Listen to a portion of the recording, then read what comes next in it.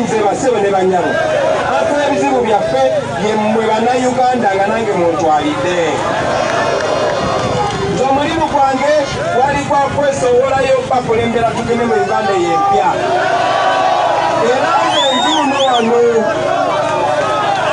nze ndiwa kati engeri namwe gye muli wano njagala okasaba baganda bange mu kampeyini eza bulijjo nandibadde bwebwe mumalamu olunaku lulamba naye kati ngenda mumalamu ddakiika bwe ddakiika kubanga batya nnyo balowooza benjogeramu eddakiika ntono mesagi temujja gifuna naye manyi nti mubimanyi kati njagala batuma butumi njagala batuma baganda bange tubulisiganye muganda wange gwasobodde okutuuka wano njagala okutika obuvunaanyizibwa nga bwe mwasalawo nange ne muntika obuvunaanyizibwa ne mbukiriza siriko owulire njagala okutika obuvunaanyizibwa buli ali wano njagala okusaba naawe ofuuke Bobiwine eyo gy'ova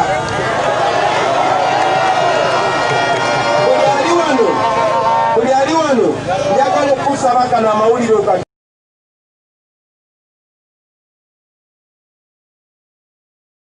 njagala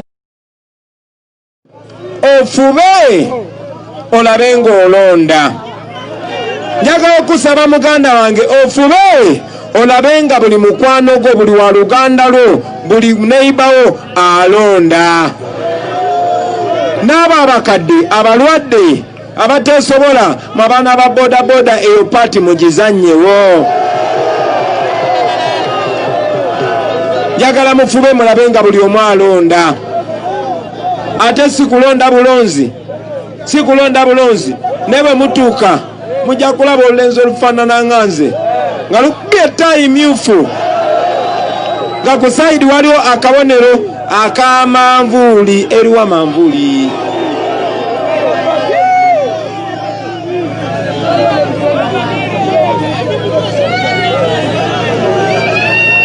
kati gwegenda kaluluko wonoosanga manvuuli efaanana bweti ng'okola ki ate sirinzekka nzize n'abakulembeze bangi nnyo bano bannabatanzi bano bamagulu sembuya bano baserubula n'abakulembeze abalala bangi nnyo olaba manvuuli ng'okola ki bw'omala okulonda tovaawo bw'omala okulonda tokola ki njagala mukuume akalulu kammwe baganda bange eno missoni yakujjako Museveni manyi nti tulina abakulembeze bangi nnyo naye bino si byagamba nti mulwanira bakansala era mu abakulembeze njagala mukimanye si byagamba nti mulwanira ba MP mu abakulembeze njagala mukimanye okulwanira obufoofofo obwo kye tutuzibye mu bwasireevu ne wesanga nga mulwanagana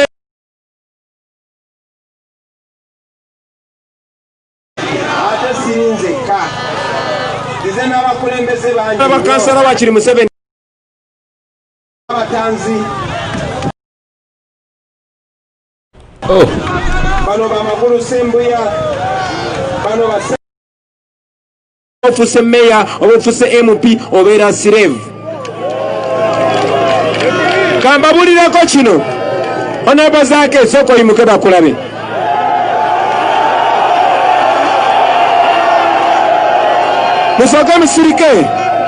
musooke musirikirire njagala obategeeza baganda bange nti nze ndi memba wa parliament mulamba omuwulira naye sisobola yadde n'okwogera n'abantu bange oba ogenda mu kyaki ne batagikubamu tiyagaasi kubanga nakyemalira Museveni yakyali ku ntebe ono honorable zaake yazaalibwa tayambala galubindi bweziti naye amaaso ge baagaziba tasobola kulaba nga talina galubindi kubanga yayamba abantu be n'abawa emmere mu biseera bya covid ebyo byonna Museveni byakola kati mmwe ba politician bwe muba mukyalwanira bakansala ba MP bwaki muli ku kikyamu fe mission yakujjako Museveni era bwe nabeera president mulina ebifo bingi nnyo kati bani bengenda okufuula ba minisita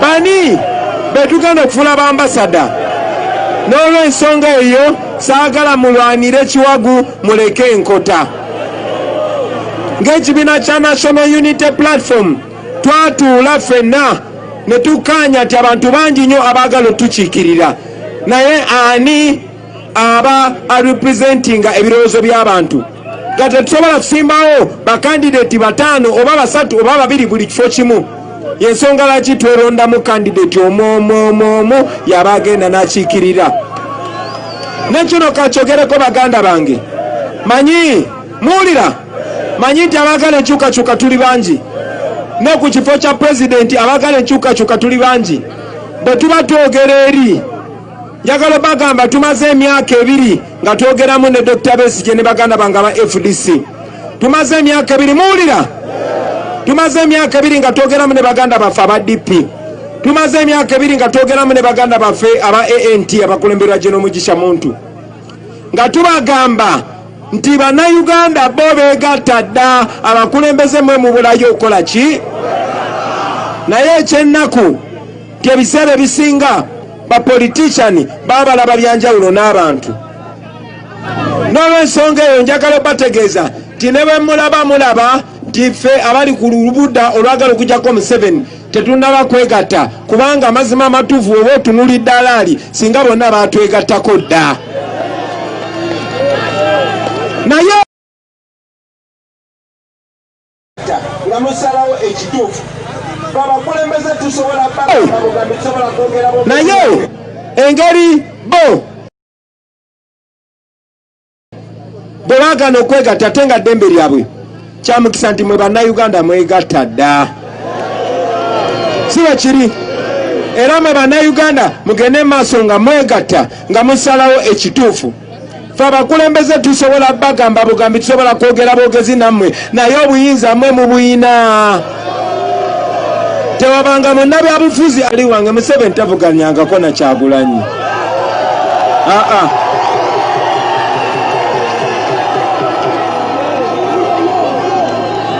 njagala bategeeza ffe tuli bangi ffe tuli baki tuli bangi ate tuli bavubuka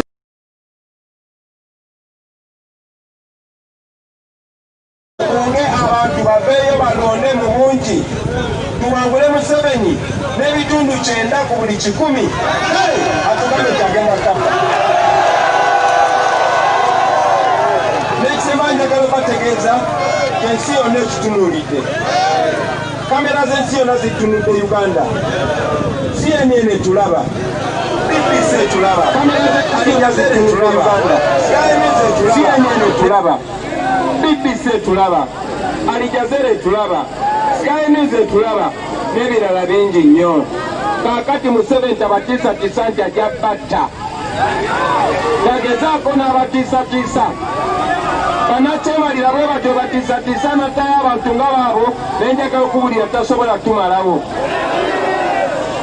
bino byolaba bwe batiisatiisa ne bangobera ye nga batambula ne toyenze ne batambulanga ne mobile prison buli wengenda nga tambula ne komera ne babatiisatiisa njagala bategeeza nti zino emmotoka zonna zemulaba ez'amagye n'eza poliisi security eyo gye mulaba engoberera ekyo kukikulaga nti olede nafuuse edda pulezidenti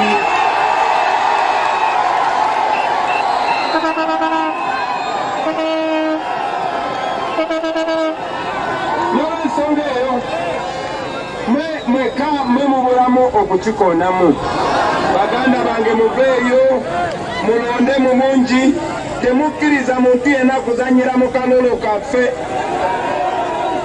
temukkiriza muntu yenna kuzanyira mu kalulu kaffe ne bw'abaze n'emmundu temukkiriza muntu yenna kuzanyira mu ki mwebale nnyo mwebalire ddala baganda bange munzikirize kati ate tugibuke paka Mukono mwebale nnyo Mukama abampeera omukisa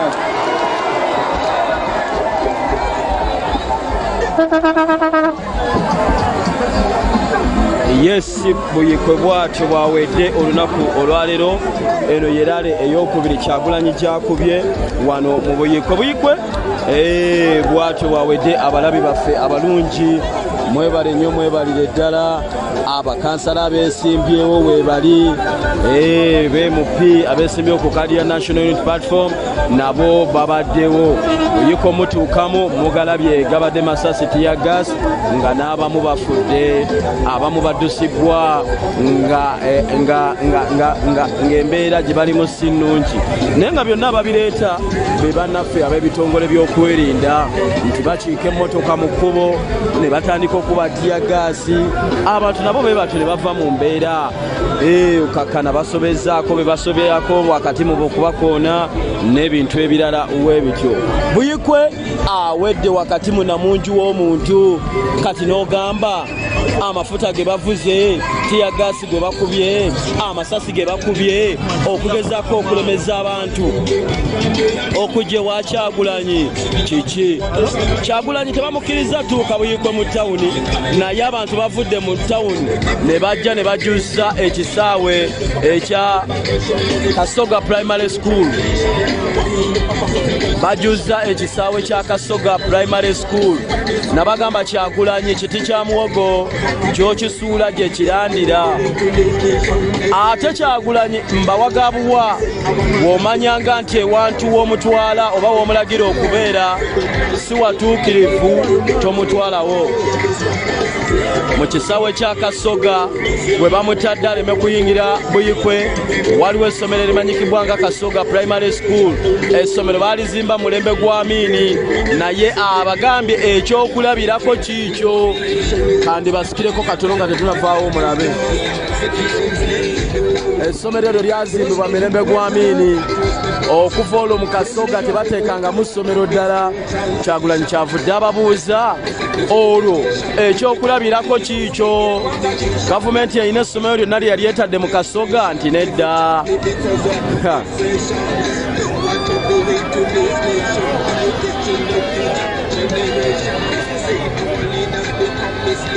ekisaawe kya Kasoga Primary School bwekito bwe kikubyeko namunju w'omuntu abantu baaniriza Kyagulanyi nate era nga webize bibeera mu bitundu ebirala wano mu Kasoga Primary School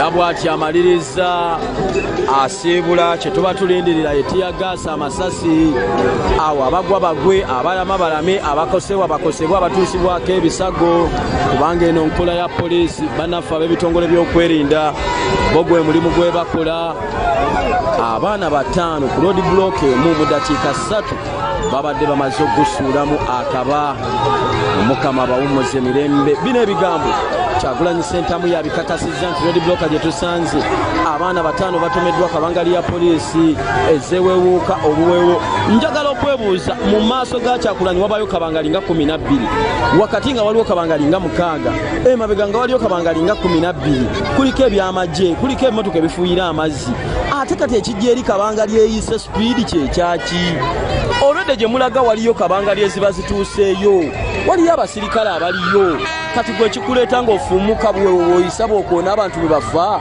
amazima kiba ki ekyo ekibuuzo nkirekedde bannayuganda baganda bange mwe muyinza okutunyonyola obulungi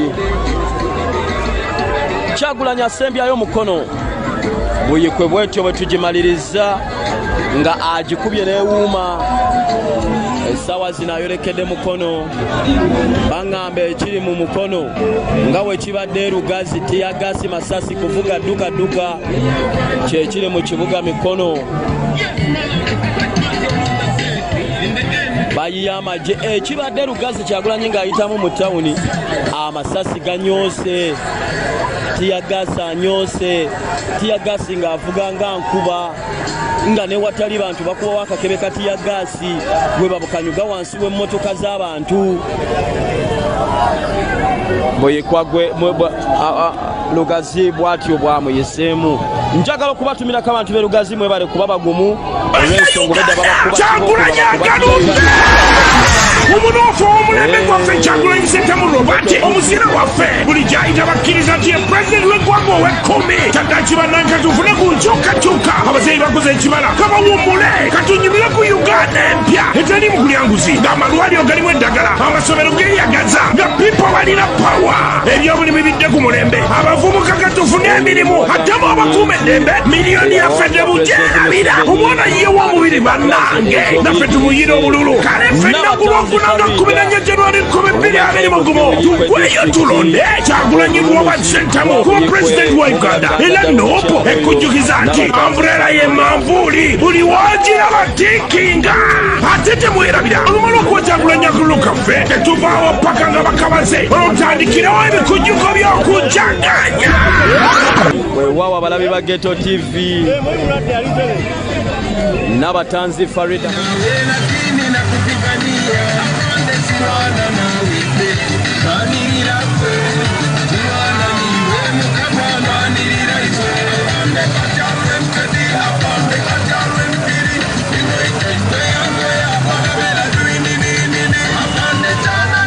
yedda mu kkubo amagye mayitirivu agatambulira ku mwana abasajja babadde Lugazi we batadde road blocker abasuubuzi ababadde bava eno ejjinja wa nga beebuuza lwaki omukulu yateekawo campaign ate nga tayagala kumuvuganya lwaki yateekawo campaign nga akimanyi tayagala kumuvuganya yali badde alangirira bulangirizi ebibuuzo bibaddewo abantu nga balaga obusungu obw'amaanyi wagire n'omwana bwegire kyolekedde Mukono ewatali kudda ku maini era batuyisizza mu kyalo naye nabagamba nti Kyagulanyi ne b'omuyisa mu kyalo. For those that do not understand Luganda, the president has just finished talking to the people of Buikwe, and then from Buikwe he's heading to Mukono. And that is going to be his final destination for today. But it's just 2:20 p.m. and there is still time. If they do not block him as usual, always, as in if they don't, make him pass in those rough roads to delay him, he's likely to finish very early. And ayinza okukoma waate Lugazi, ayinza okukoma oluguudo lulumu era n'agenda ng'abunyisa enjiri ey'enkyukakyuka. But that has been the message to the people of Buikwe, and for those who missed, I've already cut that speech out. Just visit this channel and get a full copy of his entire speech, just his speech, without these other processions, the brutalities the police, UPDF, LDU and the military do to our people. Only the speech, it's there. For those who want this other song, that song, please, I have already uploaded it. The video is there. And again, don't forget to donate to National Inter-Platform. I already pinned those numbers up there. The numbers Robert Kyagulanyi Ssentamu gave us yesterday. Those numbers are up there. Please do whatever you can. We have to paint Uganda red with the posters, with the flyers, with the banners. However much they pull down those materials, of course we should not keep looking on to kubaako naffe kyetukola tusobola okulaba nti twebereramu wali wonna naye nga mukola kyamaanyi okubeerako nga mulaba.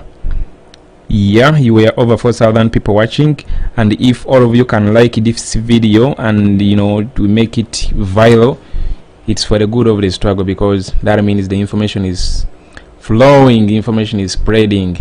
And then the other thing, don't forget to subscribe to this channel and as well turn on your notification button.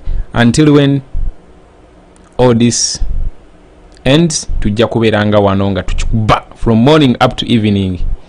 From morning up to evening. Thanks for those that always support us with the data. Abateka mu data netuberanga tusobola streaming from morning up to evening. Mukola kyamaanyi. Nenga kyonna kyekiri, you can see how police has started its games. Mubalaba, they have started, and you wonder why tebasobola kwesonyiwa procession, tebasobola kwesonyiwa Bobiwine. Bavuga bubi, bakonya abaana wali, sofa soko balabe. These guys, they are heartless. That's why I call them thugs, because they don't deserve that name, Uganda Police. No. And even those UPDF, Uganda People's Defense Force, no, they don't deserve that name. They need to be called thugs, because they kill our people, they kill us, they shoot us with live bullets, they shoot tear gas at us, unarmed citizens of Uganda. So those are the guys for you there. Let me give you the audio. Adukana agenda n'ateeka balafu ku muggo gwe bamukubye, balafu ye ice, n'ateeka ice ku muggo gwe bamukubye wazimbye wanudde, olwo nno n'akomawo buto ate n'awagira alabe ku mukulembeze we. Kibakubye emiggo bannayuganda, ekikubye bannayuganda emiggo tiya gaasi sako n'amasasi, kwagala Kyagulanyi ogwo musango, era n'omukulu yakikkaatiriza olunaku lwajjo. Kankireke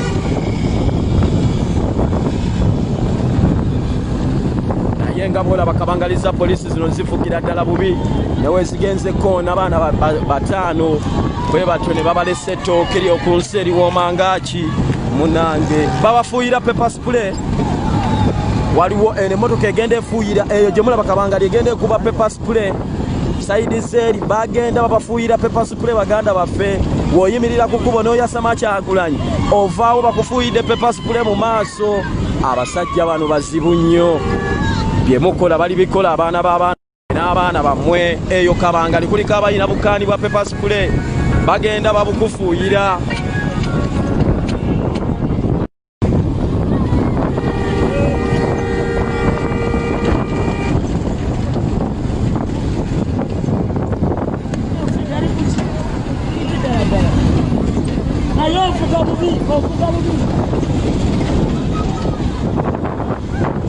Njagala kutumirako muganda wange Kashera Robert Kushamba Complex, saako ne baddaani n'abalala bonaawo. Njagala okutumirako abatuuze ba Bob Auto Parts, mwena namwe mbatumiddeko ne Wakiseka abaganda bange Nakazero. Kashera akasimu nkalaba muganda wange, naye nkyali ku mulimu naye nkutumiddeko nnyo, mwebale kubeera ku Ghetto TV.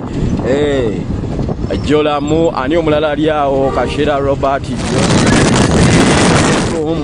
waliwo Shafik Seko oyo mutumiddeko, mwebale kubeeranga ku Ghetto TV.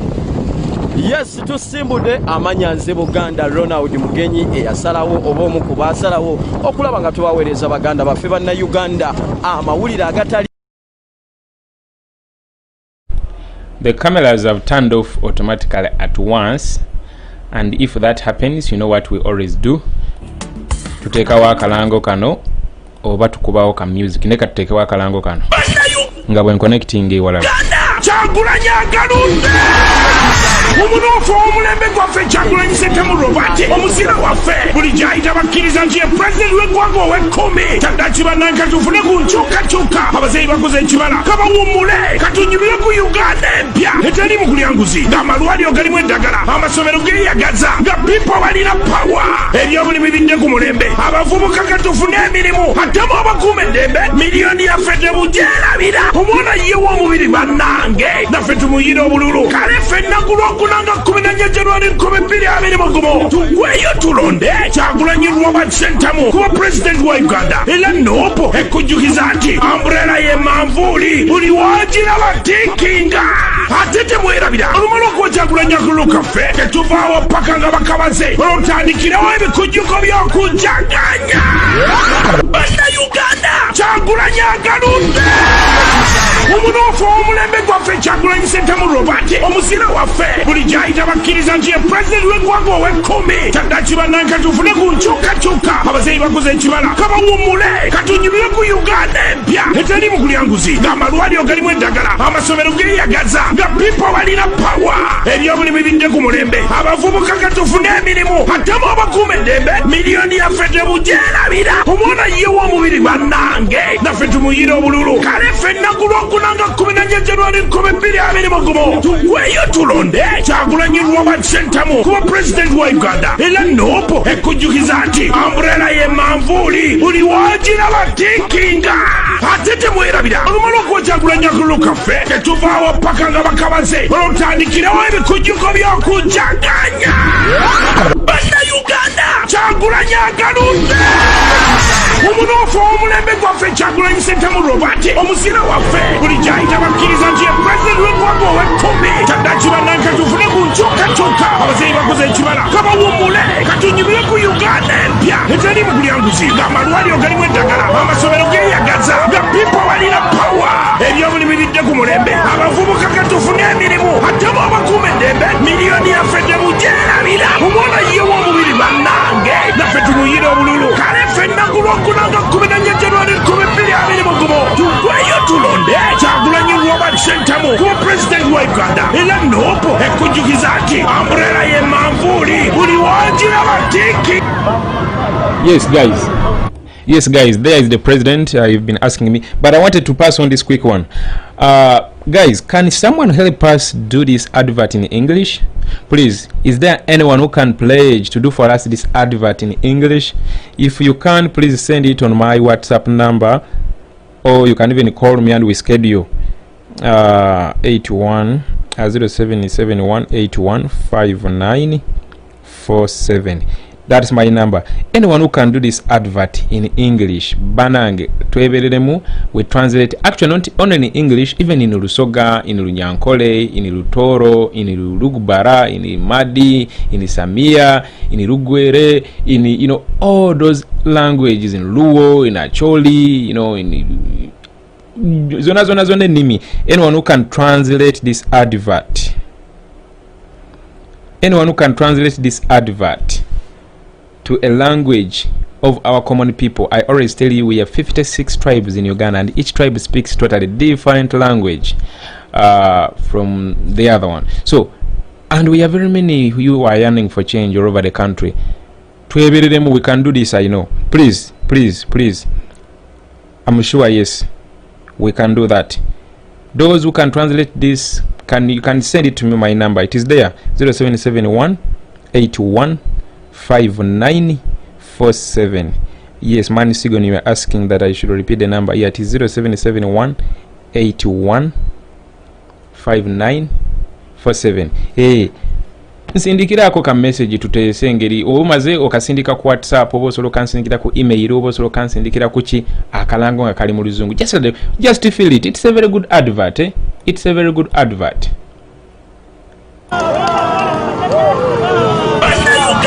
Kyagulanyi agaludde omunoofu omulembe gwaffe Kyagulanyi Ssentamu Robert omusira waffe buli gyayita bakkiriza nti ye pulezidenti w'eggwanga ow'ekkumi kyaddaaki bannanka tufune ku nkyukakyuka abazeeyi bakoze ekibala kabawummule katunyumire ku Uganda empya eteri mu bulyanguzi ng'amalwaliro galimu eddagala amasomero geeyagaza nga pipo balina pawa ebyobulimiridde ku mulembe abavubuka katufune emirimu ate bw'abakuuma eddembe miliyoni yaffe temugyerabira omwana ye w'omubiri bannange naffe tumuyire obululu kale ffenna ku lwokunanga 14 January 2020 tugweyo tulonde Kyagulanyi Robert Ssentamu kuba pulezidenti wa Uganda era noopo ekujjukiza nti amburera ye manvuuli buli wagira batikinga ate temwerabira olumala okuwa Kyagulanyi akululu kaffe tetuvaawo paka nga bakabaze olwotandikirawo ebikujjuko by'okujjaganya bannayuganda.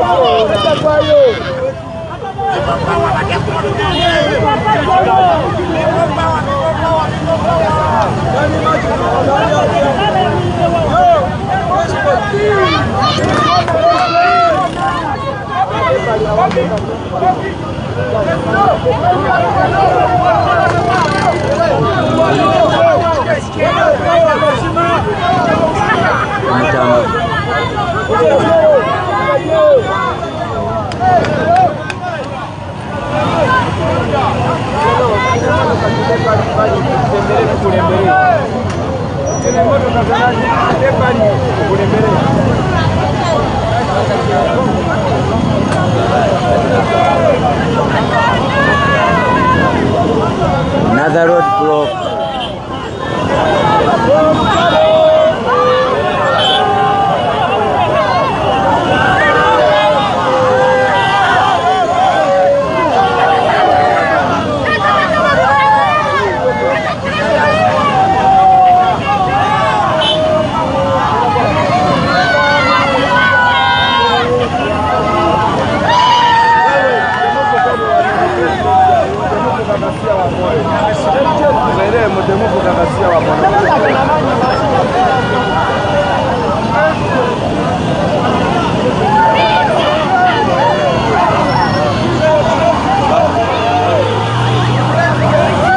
This is Buikwe District, Buikwe South constituency, on our way to Mukono. Teacher Wali Serwala Stephen.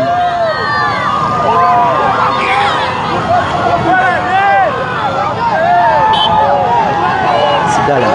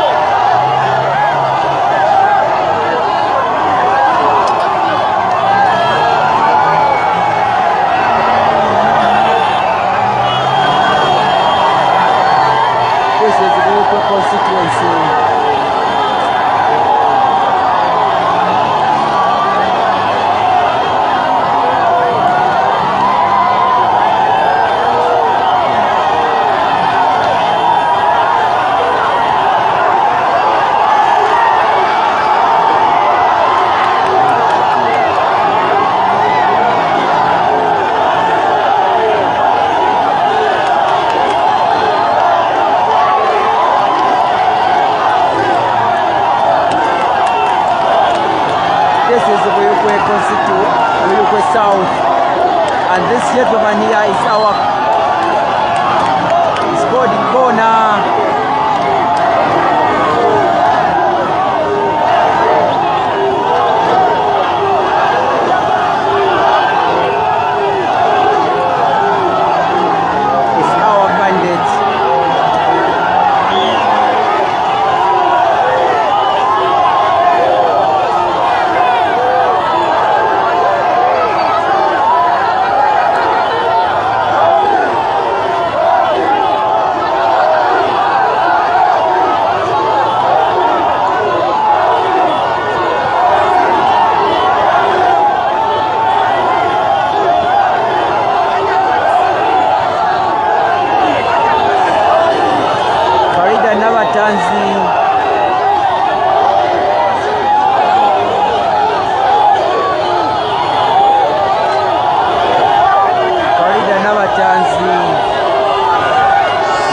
For the national unity platform in Lugazi in the Buikwe district.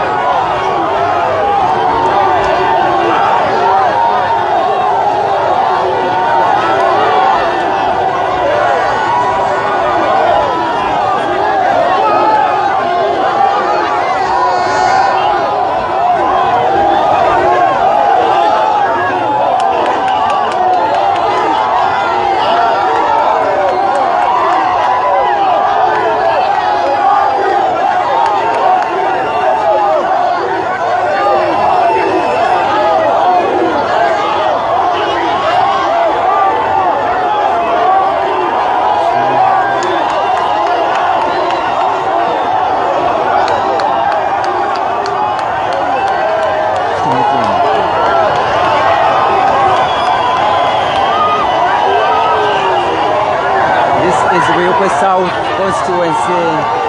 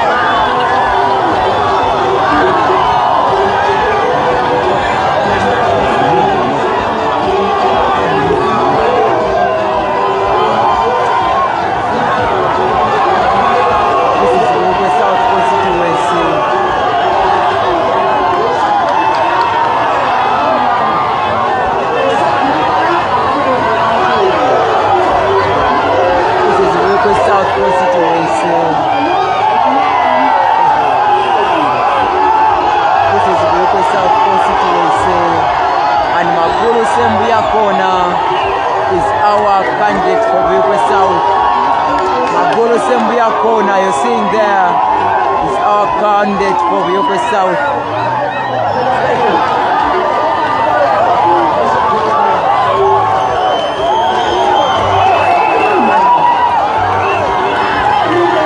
Maguru Sembuya Kona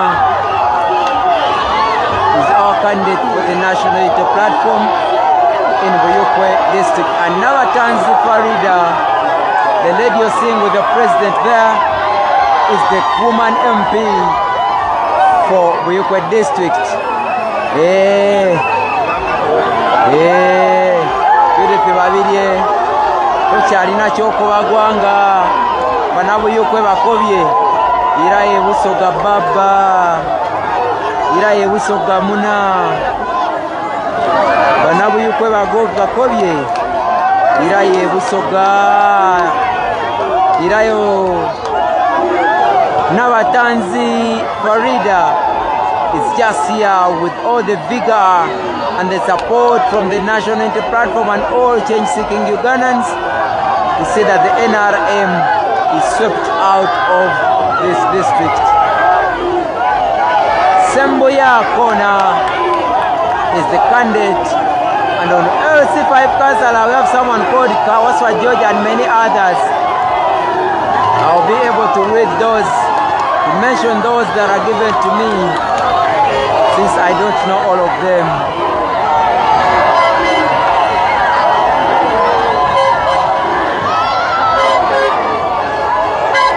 Judith Babirye, Werababama, thanks for the music, but these people are saying you have not done them good ever since they elected you. And right now, Farida Nabatanzi is their choice for Buikwe District, woman MP.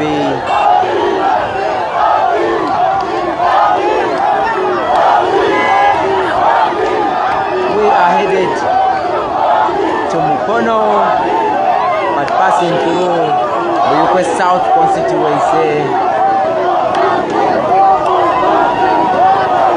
Sembuya Kona, the gentleman you see there, is our candidate, and Farida Nabatanzi is our candidate for woman MP.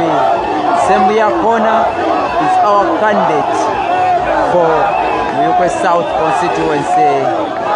Thank you guys for following, and you are welcome. That the warm welcome goes to whoever is thanking us, and me specifically.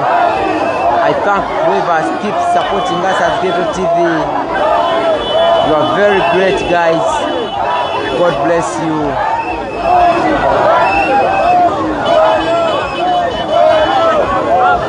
No, Mukono was not done.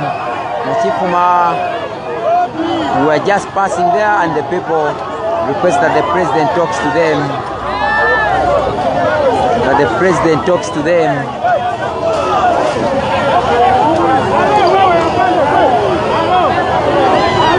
This guy is coaching the gun.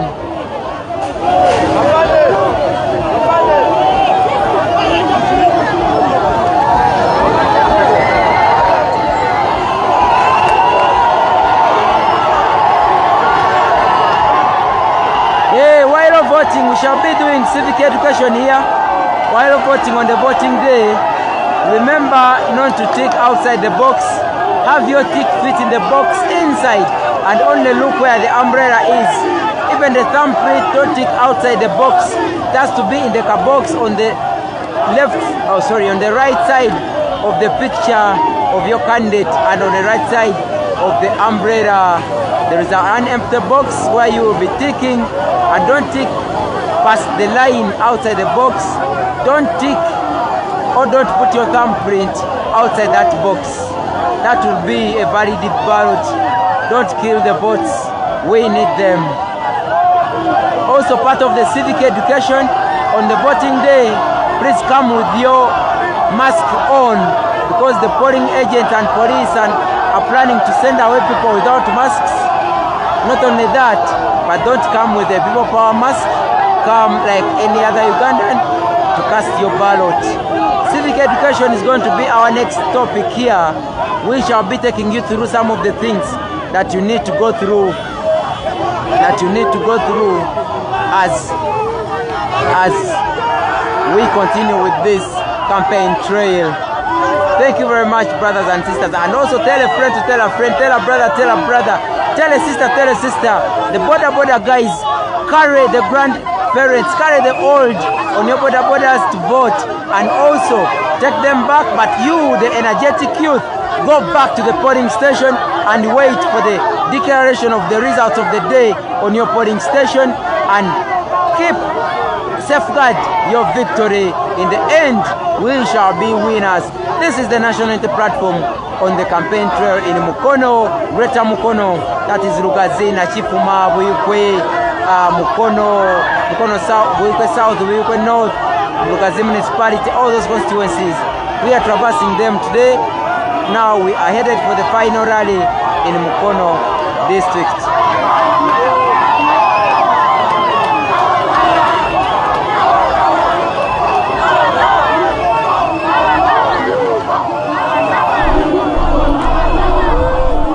Yes, that has been my brother, our colleague, Kasilie Ashraf. Yes, he has been telling you about the voting. The voting process is very important, guys. We should teach ourselves, just like I tell you guys, we are very many. We have the numbers, we have the support, we have each and everything we need to win this election, and we chase our way Museveni and his thugs. But I can tell you that is not going to happen if we do not take it upon ourselves to first of all educate the masses. I always don't assume that people know about this. People don't know how to vote. People don't know how to protect the vote. So let's keep teaching ourselves. Those that know, please extend the message to your friends. Remember, in the previous elections we were 15 million. This time around we are 17 plus, meaning we have 2 million plus new voters. Those that have never seen even a ballot paper, they don't know how it looks like. Don't assume that people know. Extend the message to them out there. The network has started jamming, but just a minute, it's going to be okay. And I'm very sure you can get the voice clear. So here's the thing: when you're voting, when you're ticking, make sure that the ballot paper, on the ballot paper, refrain from using the thumbprint, because when you fold it, the ink is going to spread on the other side of the ballot paper, and it's going to be an invalid vote.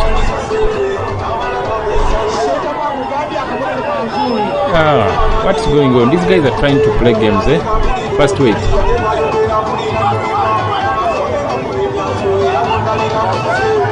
Yeah, okay, it's fine. So I was saying, then when it comes to the tick, make sure that both the thumbprint and the tick, they don't go outside the boundaries of the box. That's very important. Very, very important. Abakozesa ekinkumu akalulu ballot paper wogifunyamu oyo ink yo yagenda kuspreadinga side eri endala, akalulu kagenda kuba kafu. Tweyigiriza okukozesa pen, n'oba tomanyi kwata pen, gezaako nga bw'osobola, just kaba katik, ate tekayita wabweru wa box. Tekayita wabweru wa box, tekakwata ku boundaries za box, kabere munda, okitegeera kabere. Nowe kabera katono katya kasita kabera nga katik, gwe ky'olina okufuba okulaba nti tekagenda outside the box. N'ekirala kye mulina okumanya, mujje nga mwambadde mask, kuba bagenda gezaako okuteeka all sorts of excuses. Come when you're putting on your mask, because they are going to find all sorts of excuses to block us from voting. That is very important. The other thing I'm going to be, of course, telling you as time goes on, there is a lot of information that you need to know, guys, and of course, not only knowing but as well extending it to your other friends. Nenge ekira mukebere enkalala z'abalonzi kiri very important. Mukebere ne omulondera, I always provide you with a link.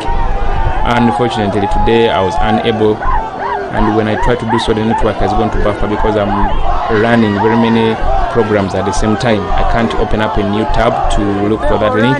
But guys, abagirina mugiteeke waawo, nkimanyi bangi mugirina kati.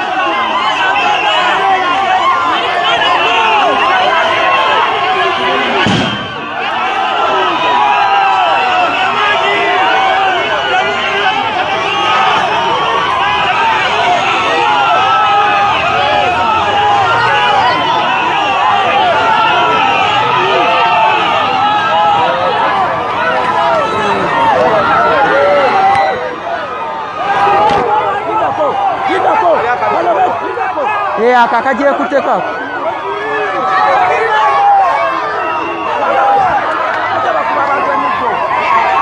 yeah, the military has started beating people.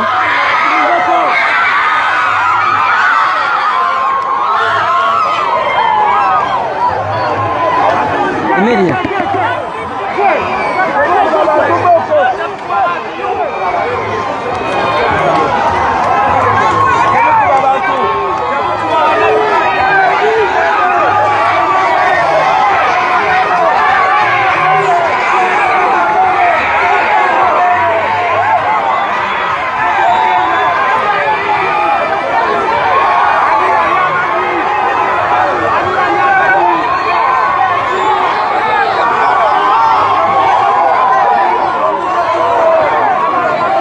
Military is coming after people, the UPDF, not military, the army, UPDF. Maybe because of understaffed police officers, and now they have deployed the army to start beating people.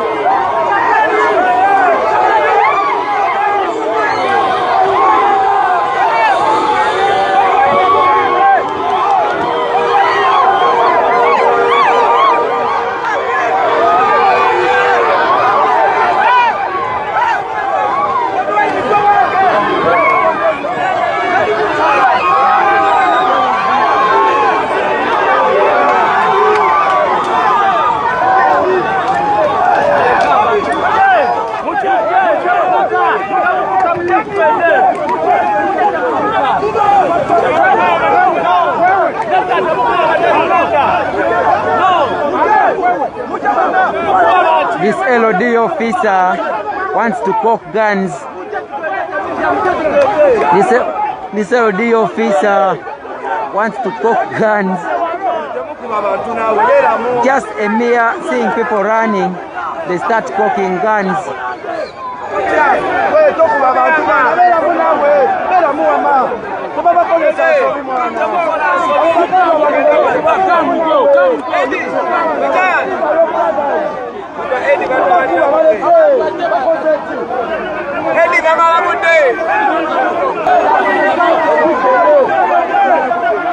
Wait, can I tell Eddie? Can I tell Eddie? Eddie last year meter. Yes, ma. Come on, yes, ma. Get to him.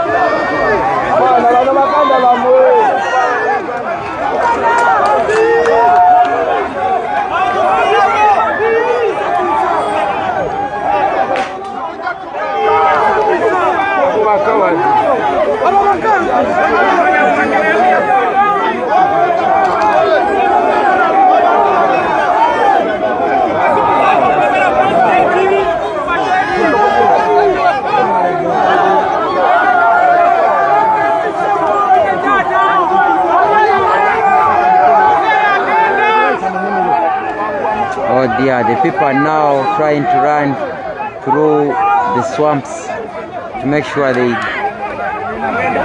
reach the rally in Mukono. People of Buikwe South are also saying we are part of the Uganda to be liberated.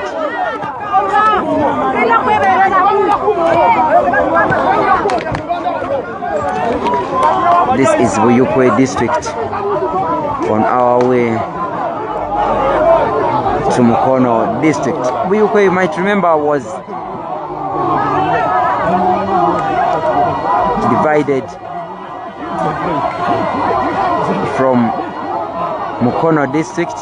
It was formerly Mukono, but a few years later it was divided. I myself was born in the old Mukono, but now the hospital where I was born is in the Buikwe district.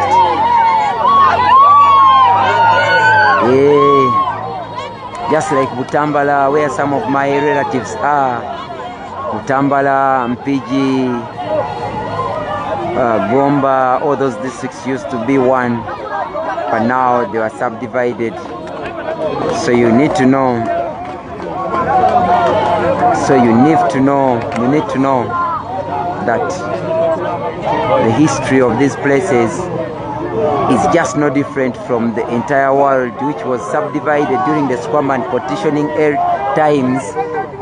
You remember the entire Africa was one, the entire America was one before England came and colonized Americas, different parts of America, and other countries in Europe, countries like Greece and other countries started colonizing several parts of America. That's why you saw America being under the colonization of England for many years until 1876, when they got their independence and formed the United States of America, starting with very few states, and now there are over 53 states of the United States. The same thing happened to Uganda, Kenya, Tanzania, Rwanda, Burundi, and many other African countries were all one. But due to the scramble and partitioning of these countries like France took Rwanda, UK took Uganda and Kenya, then Tanzania was also taken, is it by UK, but by England, I can't recall.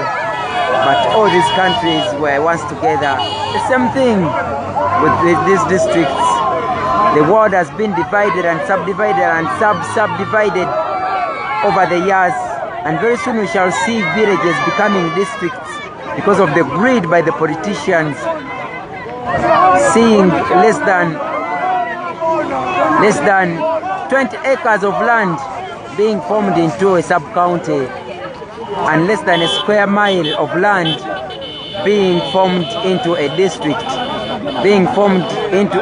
and sometimes subdivided into 2 districts just because of gerrymandering, political gerrymandering. This is a term in politics that is used by politicians to subdivide areas so that they can create more seats in parliament and more support for themselves when the opposition is gaining ground. Rachel Ababi, you want to hear the Ndulu? I've not muted the Ndulu. You can continue hearing the Ndulu as I remind our Ugandans how these districts came into place. Buikwe is a subdivision of Mukono, and now it's a district. Very soon you might find Nachipuma becoming a district. Very soon you might find, if things do not change this time round, President Museveni might have to create very many more districts, because the National Unity Platform is threatening his power in the parliament by coming with very many MPs in the house.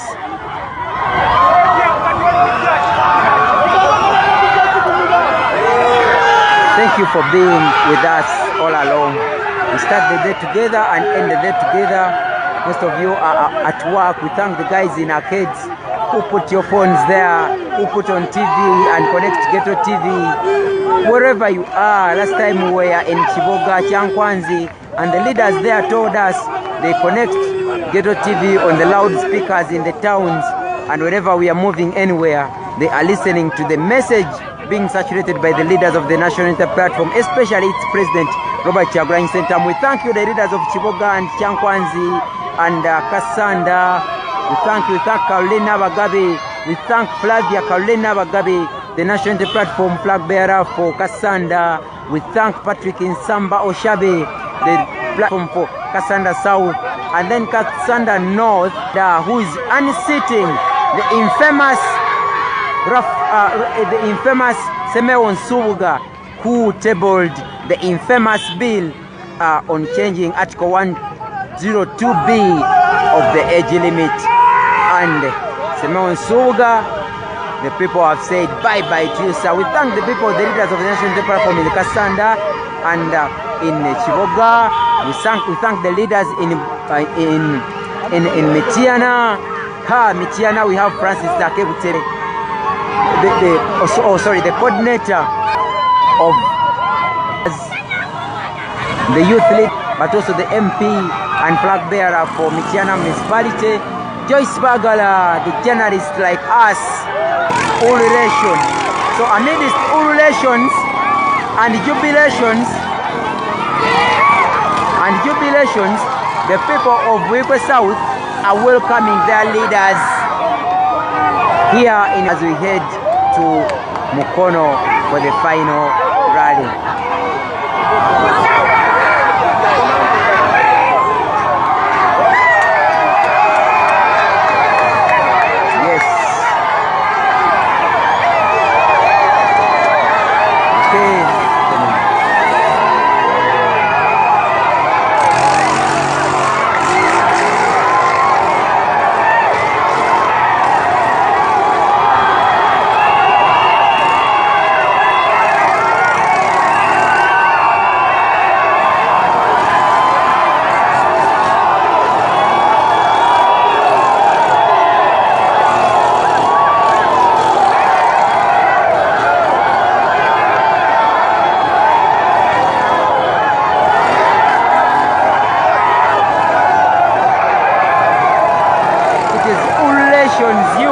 Starts with the ululation.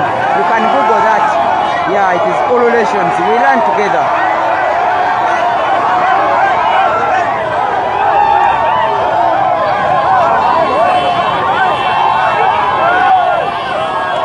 Ululation. It starts with the U, not W. Ululations and Lulu. Yes, then is dictatorship. This is the National Unity Platform, media platforms led by the.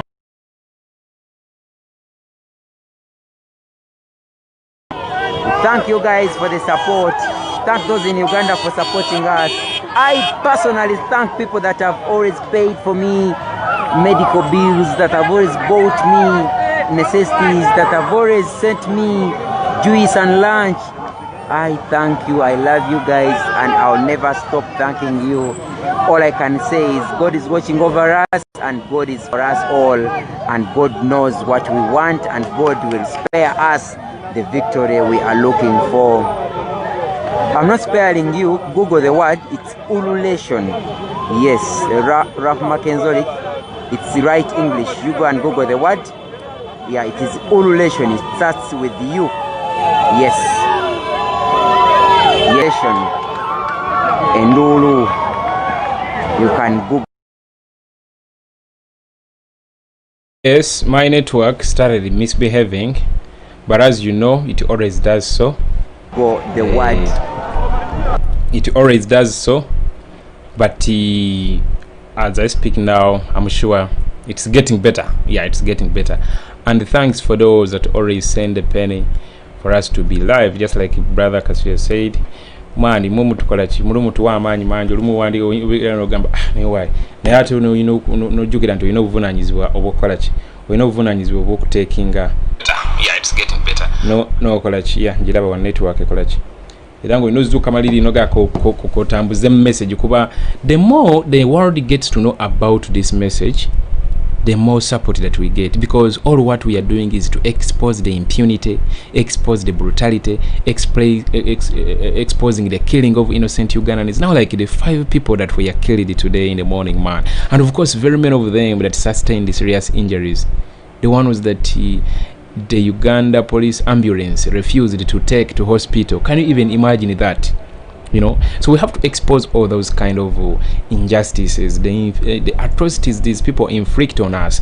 The more the world gets to know, the more they get to, you know, open their eyes to the reality, and of course the lies that Museveni always tells them. Because Museveni is good at hunduiking the media, hunduiking the Western community, hunduiking everyone that we are violent, we are, you know, Tetwina police, Tetwina Bichi, but we have managed to expose them to the core. I always tell you, we have our manifesto. It is a 47-page document. Go to www.jbmuwonge.com. You are going to find that manifesto there. That is our website. You are going to find that manifesto there.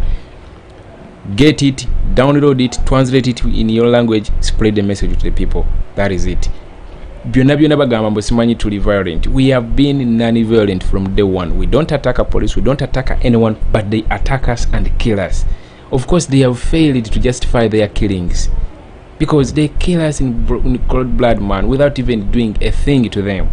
So let's continue exposing them. Let's continue showing the world what's going on in Uganda. No matter what, from morning to evening. So thanks for those who always support us to make sure that we are always on from morning up to evening. Hey. Our colleagues bafunye accident ngezako bakwasaganya nemba desina bakwasaganya Stephen M, you are asking JB, why is the website donation part doesn't have euro? I think that is something that the technical team has to look into. Yes, that's something that the technical team has to look into.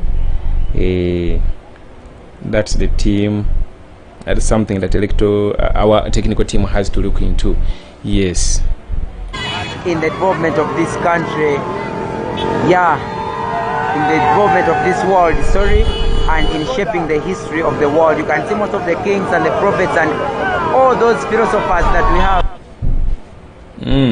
This network. Come on, man. Behave, network. Let me check on our friends here. Most of them were Greek philosophers, and the greatest philosophers and historians are from the Greek islands and Greek land. Hey, you can read about the Greek history. You learn very many things about the history of the world, not only the history of Uganda.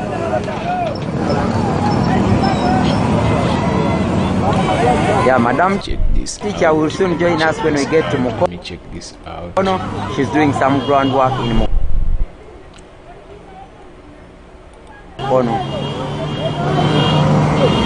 Those who are, some people are asking for Honorable Segili Nyamai. Honorable Segili is live on the Facebook page.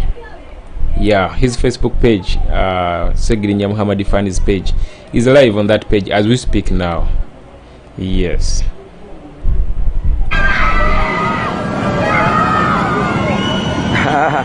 I'll use it to abuse someone. Don't be like a old relation. They will be saying it to Bobiwine, maybe.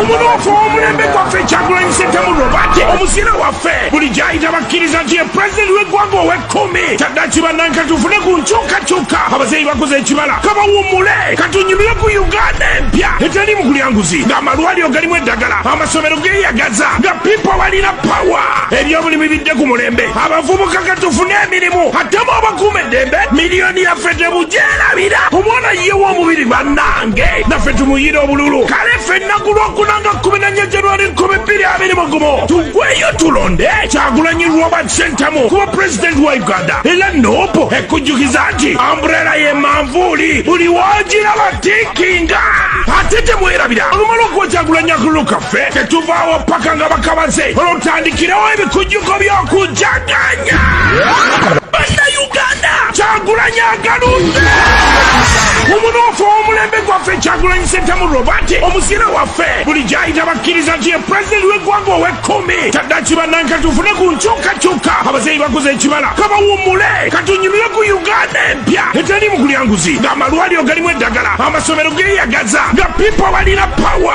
ebyobulimi bidde ku mulembe abavubuka gatufune emirimu atemu abakuuma eddembe miliyoni yaffe tebugyerabira omwana ye w'omubiri bannange naffe tumuyire obululu kale ffenna ku lwokunanga 14 January 2020 tugweyo tulonde Kyagulanyi Robert Sentamu kuba pulezidenti wa Uganda era noopo ekujjukiza nti ambrela ye manvuuli buli wagiraba tikinga ate temwerabira olumala okuba Kyagulanyi akalulu kaffe tetuvaawo paka nga bakabaze olwotandikirewo ebikujjuko by'okujaganya tutandikirawo ebikujjuko by'okujaganya naye abantu mubagambe tebakwata mu kalulu bannange mubagambe tebagezaako ne bakwata mu kalulu. Tell them they shouldn't tamper with our vote. Tell those guys of yellow, tell those guys of blue, tell those guys of purple, tell those guys of other colors that incline to the status quo. Please tell them they shouldn't tamper with our vote. Send them this message. Send them this message. Owakale myufu tegezo wa yellow, owakale njeru tegezo wa purple. Temugezane mukwata mu kalulu. Owakale myufu tegezo wa yellow, owakale njeru tegezo wa purple. Temugezane mukwata mu kalulu. Owakale myufu tegezo wa yellow, owakale njeru tegezo wa purple. Temugezane mukwata mu kalulu. Akalakala mitte bannayuganda mwena mujje bavubuka bato bakadde munyenye ku kaliba enjole esitugiryeko makoola tutambulira mu miranga tusabire ensi yaffe ayi katonda yamba Uganda 2006 ndi mu kibuga wano ku ngoma ya Namujolo bakuba n'akasa ensasi mpaka Simba ebutu ewuno wamujja kuzokona kona dungu n'amadinda munakodeyo kona engala bikwanga mujjete batumba kalulu kona engala bikwanga mujjete batumba kalulu muliro guzikiro na muliro kana kalulu muliro. Owakale myufu tegezo wa yellow, owakale njeru tegezo wa purple. Temugezane mukwata mu kalulu. Owakale myufu tegezo wa yellow, owakale njeru tegezo wa purple. Temugezane mukwata mu kalulu. Owakale myufu tegezo wa yellow, owakale njeru tegezo wa purple. Temugezane mukwata mu kalulu. Ekiri mu Uganda buli omwaka nula amaaso zikiraba bwe muli kiraba muli ekwekanga misonso kiboko zipuusa kiboko ne bamumenye enkoko kalinda minyira kabise mukono gusumulukuse erebe dwanu guyise mukalulu bamusinze kibuku azimbye omutima wulira kifaalu mu kalulu ikukupye yabise kalisoliso lodi meya sibyaka kokolo kyali komando ikyamuzimma yuni yajja yote iki obiye wakalati musisalisa buti bano bamize pini abasuubuzi n'abatembeye wakisenka mbukuli. Owakala myufu owakala yellow, owakala bulu owakala yellow temugezane mukwata mu kalulu. Owakala myufu owakala yellow, owakala purple. Temugezane mukwata mu kalulu. Temugeza baloti kuno moto kuno muliro abebugwanjuba abomumambuka abomu westi. Temugezane mukwata mu kalulu. Ulufiga kamba usasira kamba mayinja kamba byabakama abachakalanya chumba kamba emugezane mukwata mu kalulu. Ya myufu tegezo wa yellow, owakale njeru tegezo wa purple. Temugezane mukwata mu kalulu. Owakale myufu tegezo wa yellow, owakale njeru tegezo wa purple. Temugezane mukwata mu kalulu. Akalakala mitte bannayuganda mwena mujje bavubuka bato bakadde munyenye ku kaliba enjole esitugiryeko makoola tutambulira mu miranga tusabire ensi yaffe ayi katonda yamba Uganda 2006 ndi mu kibuga wano ku ngoma ya Namujolo bakuba n'akasa ensasi mpaka Simba ebutu ewuno wamujja kuzokona kona dungu n'amadinda munakodeyo kona engala bikwanga mujjete kalulu kona engala bikwanga mujjete batumba kalulu muliro guzikiro na muliro kana kalulu muliro. Owakale myufu Temugezane mukwata mu kalulu is the title of the song and it was done by Ghetto Priest. Temugezane mukwata mu kalulu. Owakale myufu tegezo wa yellow, owakale nje. Yes, for those that don't understand Luganda, the song literally means they shouldn't temper to touch or sabotage the elections. Yeah, that's what it's all about.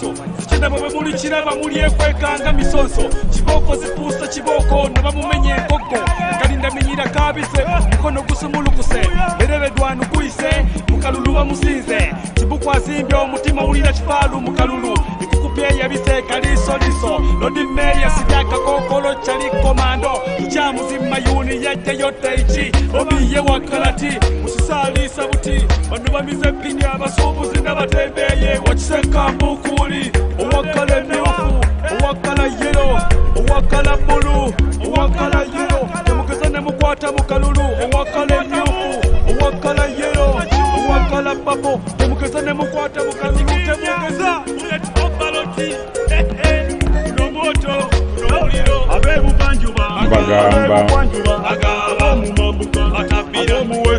mugeza ne mukwata mukalulu ulufiga mugamba musasira mugamba mayinja mugamba bakama abacyakalanya bagamba mugeza ne mukwata mukalulu yakusinza aba yakusinza amazima gabe mazima baba. Okay guys, yes, that is Temugezane Mukwata Mukalulu. That is the song. Very many of you know Eddie Mutwe as a personal friend to Kyagulanyi Ssentamu Robert, and the majority of you don't know the kind of a friend Eddie Mutwe is. As I connect to another camera, I want to give you an insight of who Eddie Mutwe is. Edward Rogers Sebofu gwe gwotegeeranga Eddie Mutwe ye kanyama gwotera okulengera ku lusegere lw'omubaka wa Kyaddondo East mu Paalamenti Kyagulanyi Ssentamu Robert. Mutwe musajja wa kitema wakatakketakke ng'ekirevu n'omubiri ogw'ekiwago bwe bubonero obumwawula ku banne bwe babugiriza omuyimbi kati munnabyabufuzi Kyagulanyi.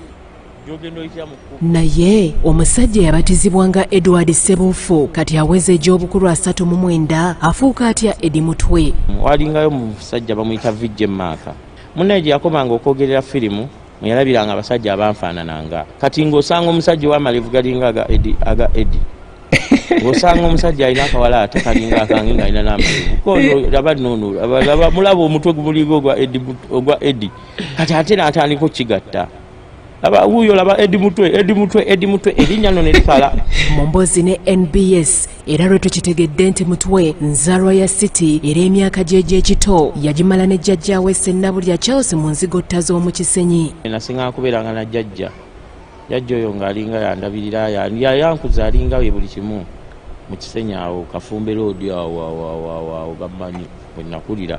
Omwana wa Situno kati omutuze w'ekatooke mu district ey'Ewakiso mu Kisenyi eyo era gye yavubukira. Omanyi abalala b'omu Kisenyi awo okusoomozebwanga kungi nnyo awo nga oba toli muyaaye muganda wange oba olina okwesunako era nga ffe batukuuma nnyo nze nalina eddalu lingi nnyo gw'olaba. Emyaka 25 egiyise Mutore yasisinkana Kyagulanyi Ssentamu ne batambula bonna n'okutuusa kati tebateŋŋananga. Nga tunyumirwa nga tutikawo akavuyo awo ono yalina okuyimba ono yaddako ku stage so from there Bobiwine n'afuuka mukwano gwange. Obuvunaanyizibwa bwa Sebofu mu nkambi ya Kyagulanyi kuluŋŋamya byakwerinda n'okukumaakuma enneeyisa y'abaana ba ghetto abeetoolodde Kyagulanyi era nga mulimu gwa nnakyewa.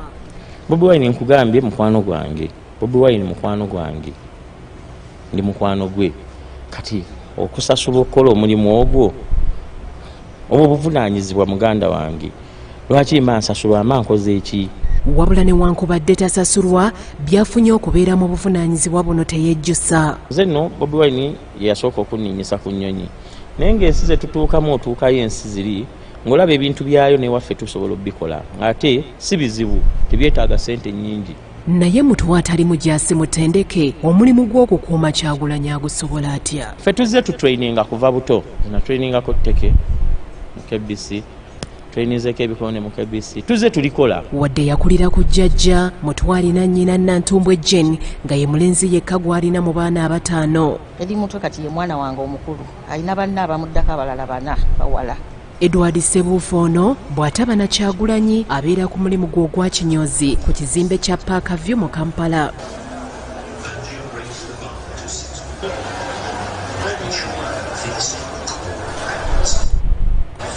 agamba nti wadde omulimu gw'okukuuma Kyagulanyi agwenyumirizaamu naye gulimu okusoomoozebwa kunene. Obuvuyo obutera obeera mu kibuga, obuvuyo bubeera awo mu kibuga naddala wali ku mini price olabye, naye munnaye basookera eno baba bamanyi oba nze nduumidde, baba bamanyi oba oluusi nti komandi evudde eno waggulu, ekitali kituufu nti guno mulimu ate guli out of biri oba okitegeera. Ebbanga ery'emyaka 25 gy'amaze ne Kyagulanyi Mutwe agamba nti ebyali mu Arua abijjukira ng'ebyabaddewo eggulo.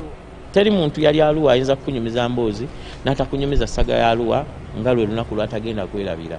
Ffe twali tufiiridde Arua oba okitegeera, twali tufiiridde mu Arua era kwebiiriramu kwe kwatutaasa abasinga. Nagamba nti kati ono Mukama Katonda gwe mukwasiza. Yaŋŋamba ate mama tongamba bivaako, era naguma paka lwe bazze nga babasiba ne tutambula ku mapoliisi ag'enjawulo ne tugenda eggulu ne twewuba eggulu eyo. Nagendayo yamalayo omwezi mulamba, nagendayo emirundi nga3 okumulaba paka lwe bavuddeyo. Mutwe ono musajja mufumbo. ya katusooka ate tujjeko Eddie wali tusooke tulabe wano ekiri wano, sooka olabe love. Kyakabi nnyo, kyakabi nnyo.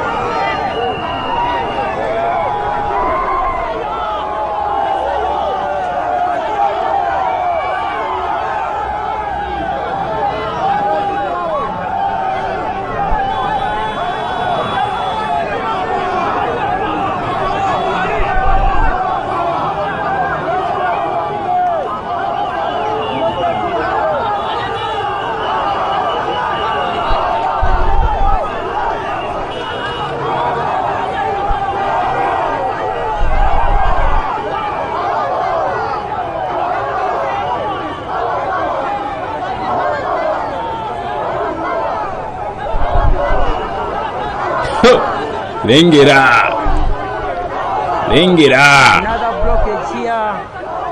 bajja ebimotoka biri bipoliisi biki, naye abantu bagamba nowe tetubitya, bagamba situbitya.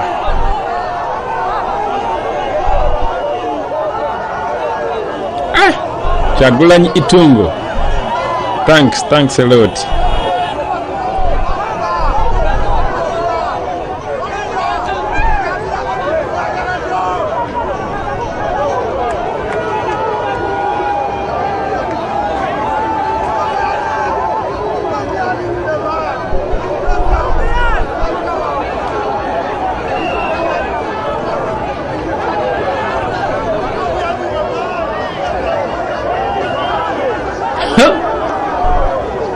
Abantu bano batya nnyo.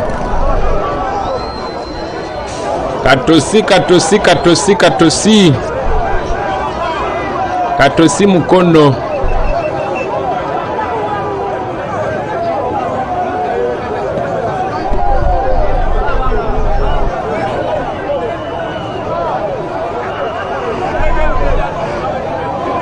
Another standoff.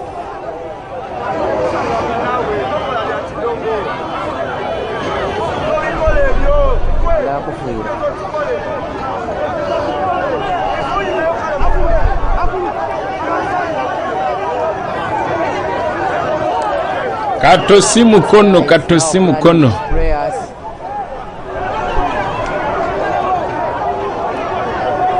This guy is planning to spray us with water cannon.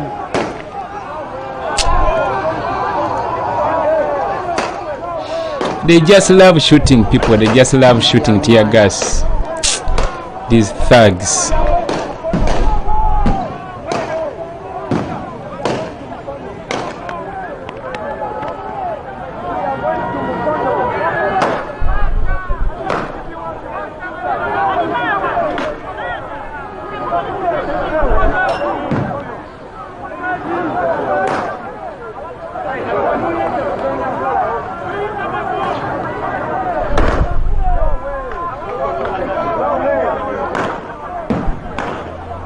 Look at these guys.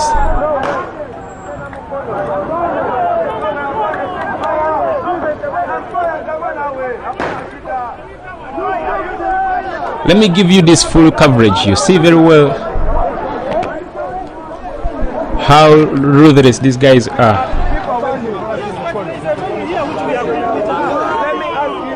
Are you the presidential candidate or I'm the one? Do you work with the electoral commission? I am going to Mukono, okay? But whatever you want, you do.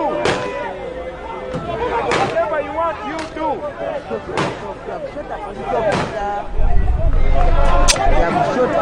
I always tell you this is not a country. They have shot a fellow police officer.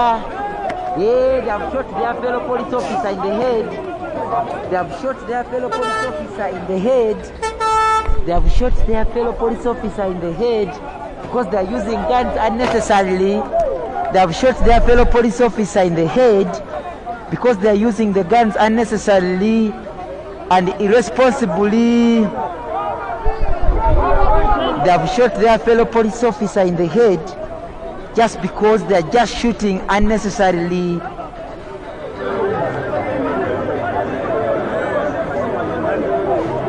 They are sharing canisters to throw to us again. One of the police officers has been shot and they are now taking him away. You can see from a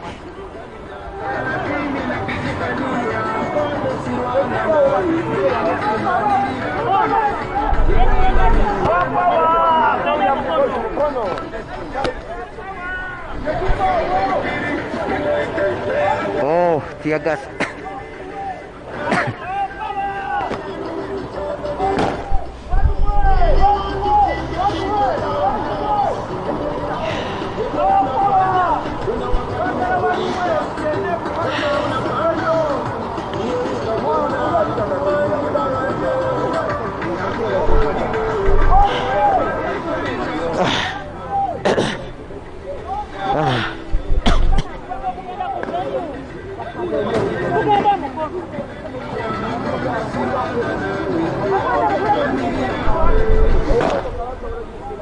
Genda ogere nayo mugambe nti tugisazizaamu kyetaaga owulira keno mugambe ffe tugenda ku Mukono kulalayo enku arapisa ali awo uli eri boogera naye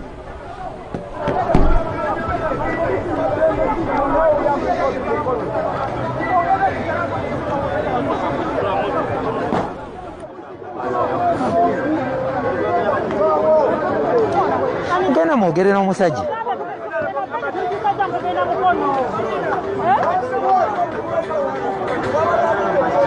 tugisazizaamu tugenda Mukono.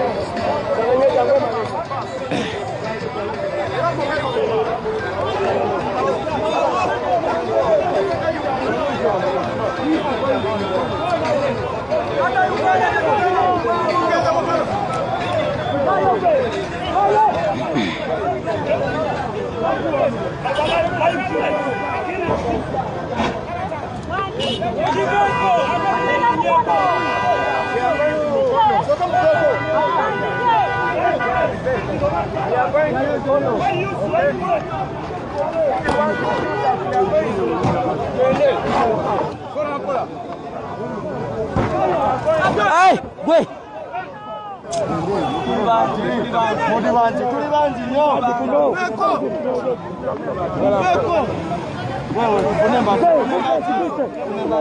Va konga tena yangu, apoka tena yangu. Va konga tena yangu at speed.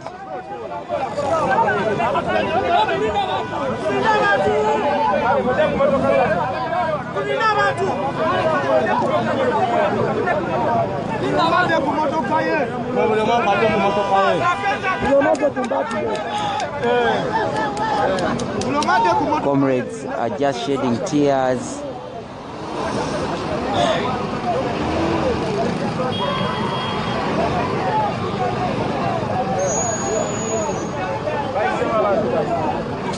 The guys shot one of their own at the back of the head.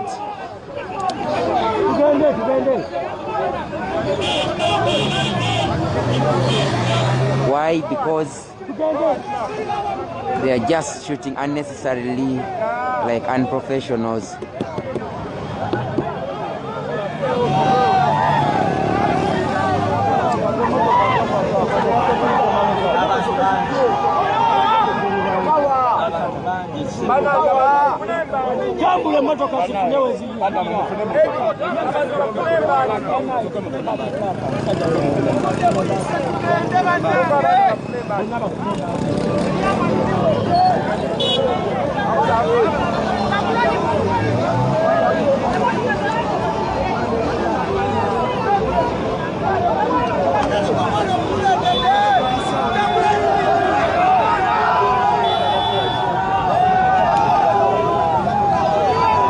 We are headed to Mukono.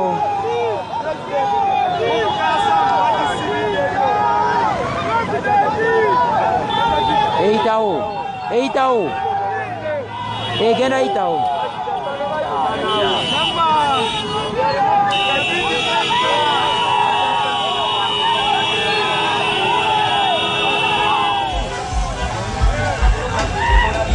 Eno yimabega.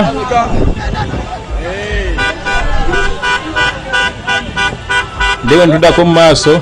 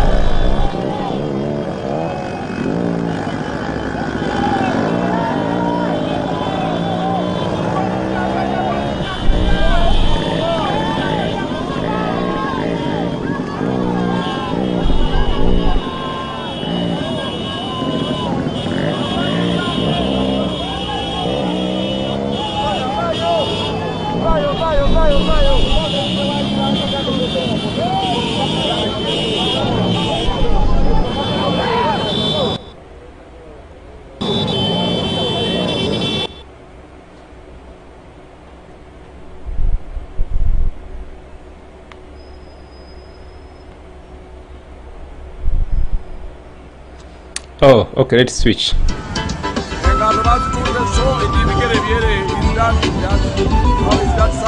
Yes, that is the president. That's the life that the president goes through on a daily basis. And sometimes I ask, how much do these people use? How much do these people use in order to sabotage Kyagulanyi's activities? How much do they use? Because these guys have to shoot live bullets, they have to shoot tear gas, they have to deploy those trucks, those heavy vehicles filled with fuel, of course, and the manpower, you know, to all the districts Kyagulanyi goes to. You've seen this from day one, from Arua up to where we are now. And that is taxpayers' money, I can tell you. It's your money, it's the money you pay in the form of tax. that they are misusing to sabotage a presidential candidate simply because he's more powerful than anyone else, simply because he's shaking the status quo, simply because he wants to end the brutality, he wants to end the dictatorship in Uganda. And guess what? We are going to win.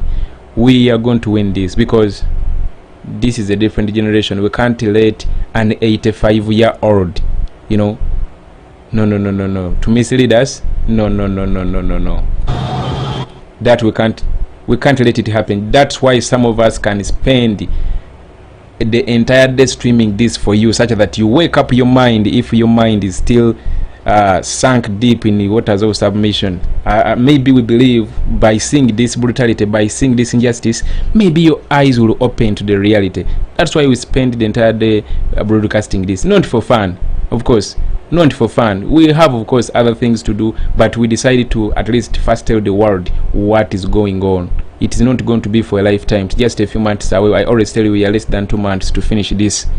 You understand? So we can finish it if we all come out and participate in this. Yes, I always tell you, you have a specific role. Each one of us can do something another person cannot do. JB nja kubera wanonga streaming. Maybe JB will be able to stream live, you understand, from morning up to evening. Maybe someone else is going to be campaigning door to door. Maybe someone else is going to get a copy of a ballot paper, a printed one, not the real one, and maybe they travel villages going on teaching people how to vote and how to minimize invalid votes and all that. Maybe someone else is going to simply just forward any money, such that these activities run. Maybe someone is going to chip in, anything can be done. I always tell you, tuyina obusobozi bungi nnyo tusobola okukola ebintu bingi nnyo.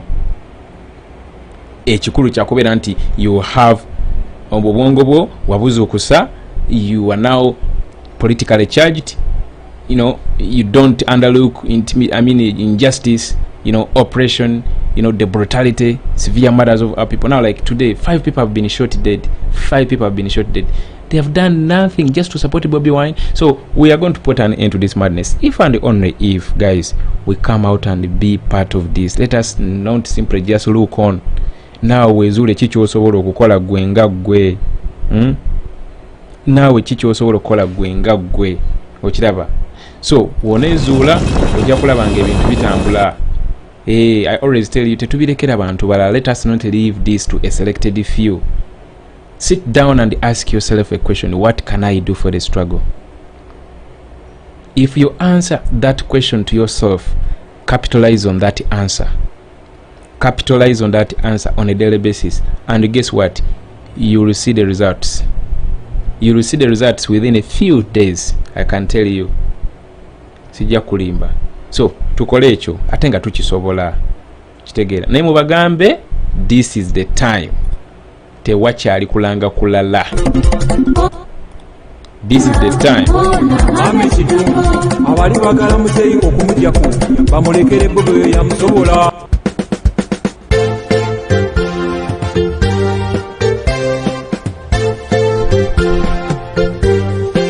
Vipawa baba wana nnyo, baba wana dda, twagala tulabe ani asinga obululu.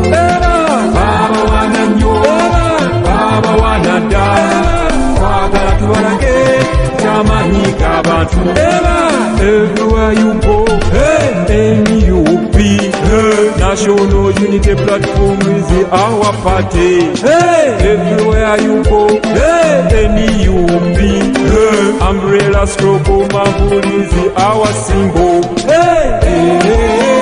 Mama, mugamba mutyeyo, twagala Bobi sisente. Ate kirala mwe, mama, wamasiba wulira, twagala nkyukakyuka yuka. Bangi baze mu kalulu, naye ffe tulese Bobi omukubuko omuto. This is the time, the time, the time. This is the time to say goodbye. This is the time, the time, the time. This is the time to say goodbye. Bobi agambe, amanyi gali mu ffe bantu temutya nnyo agambye amaanyi gali mu ffe bantu Corona. Check.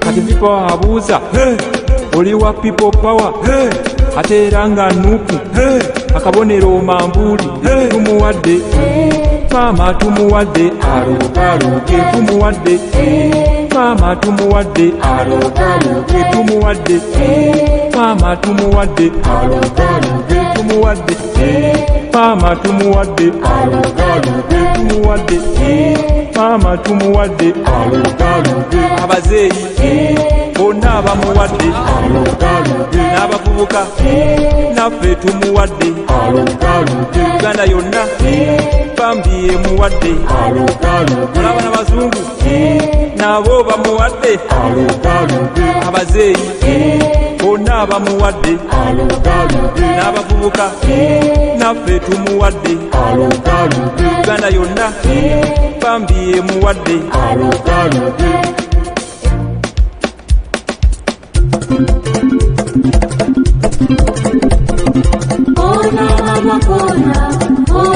Ame kitundu abali bagala muzeeyi okumugyako bamulekere gobe yamusobola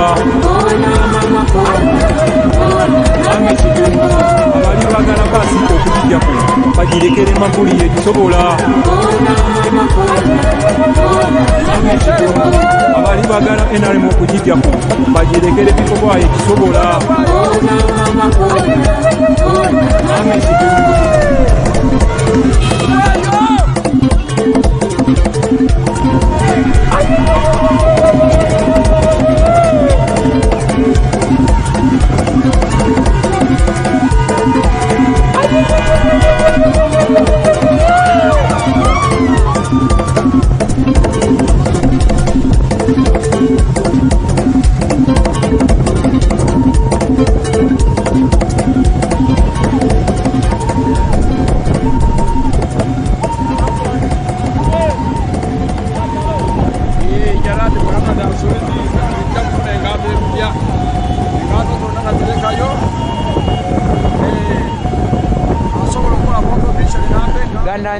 We are here for you as Gero TV, and thanks for the support. Yes, don't tell me guys that you don't know most of these songs and the messages out there. Those that have not subscribed this channel, I think they are the ones that are asking, JB, who sang that song? JB, what is the title of that song? Now Katimbalaba, if you don't want to miss out most of this kind of message, most of this kind of music, most of this kind of videos, simply subscribe to this channel and turn on the notification button such that each time we upload a video, just make sure that you are going to be notified. But again, if you miss out or if you want all this message, this channel is not going to bore you. I can tell you, it has all the happiness and the sadness. The sadness, of course, when it comes to the brutality, because we expose police injustice, the UPDF injustice, the military injustice, the killing of people, shooting of people, and all that on this channel. So that and then on the other side, of course, we can't keep always, no,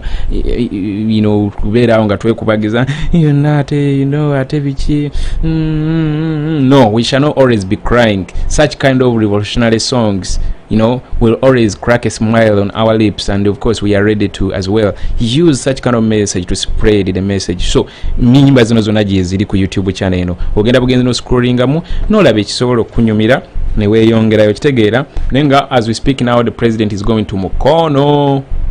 Mukono nekyo talina kukola bannange, abantu mubagamba abo tebageza ne beetantala ne bakwata muki, tebageza ne beetantala ne bakwata mu kalulu. Ekyo kiri very important. Owakale myufu tegezo wa yero, owakale njeru tegezo wa papo, temugeza ne mukwata mu kalulu. Owakale myufu tegezo wa yero, owakale njeru tegezo wa papo, temugeza ne mukwata mu kalulu. Owakale myufu tegezo wa yero, owakale njeru tegezo wa papo, temugeza ne mukwata mu kalulu. Sakalakala mitte banda Uganda mwena mujje, bavubuka bato bakadde munyenye ku kalibe enjole Sabira si yappe ayi katonda yamba Uganda ibinyatano mu mukaga ndi mu kibuga kono ku ngoma ya namujolo bakuba nakasa ensasi mpaka simba embutu ewuno wamuje kuzokona kona dungu n'amadinda munakodeyo kone engala bigwanga mujete batumba kalulu owakale myufu tegezo wa yero owakale njeru tegezo wa papo temukezane mukwata mukalulu owakale myufu tegezo wa yero owakale njeru tegezo wa papo temukezane mukwata mukalulu owakale myufu tegezo wa yero owakale njeru tegezo wa papo temukezane mukwata mukalulu akalakala mite banayugana mwena mujje bavubuka bato bakadde munyenye kukali benjole esitugireko makola tutabulira mu miranga tusabire ensi yaffe ayi katonda yamba Uganda ibinyatano mu mukaga ndi mu kibuga kono ku ngoma ya namujolo bakuba nakasa ensasi mpaka simba embutu ewuno wamuje kuzokona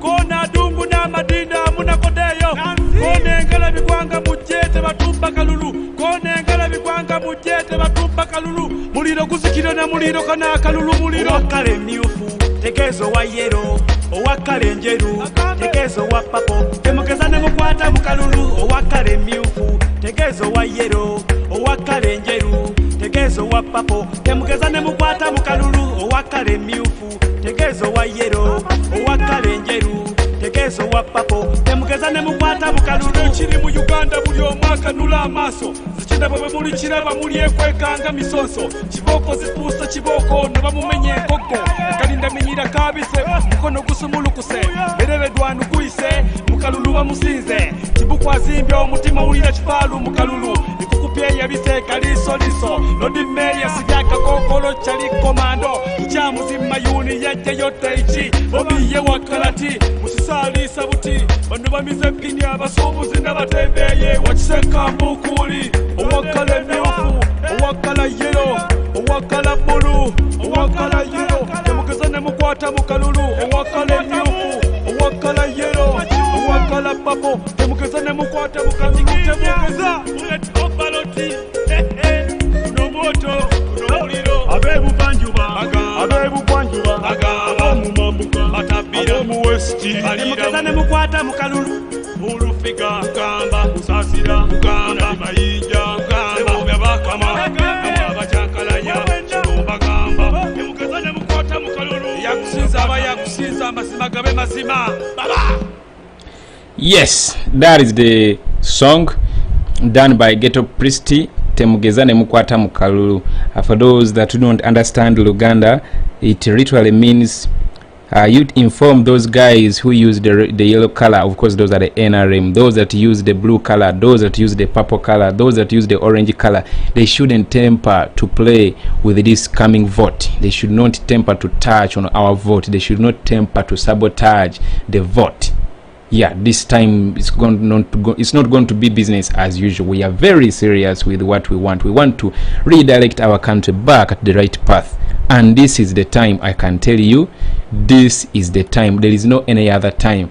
Yeah, of course, of recent they used it to spread all the narratives that Museveni still has support, blah blah blah blah blah blah.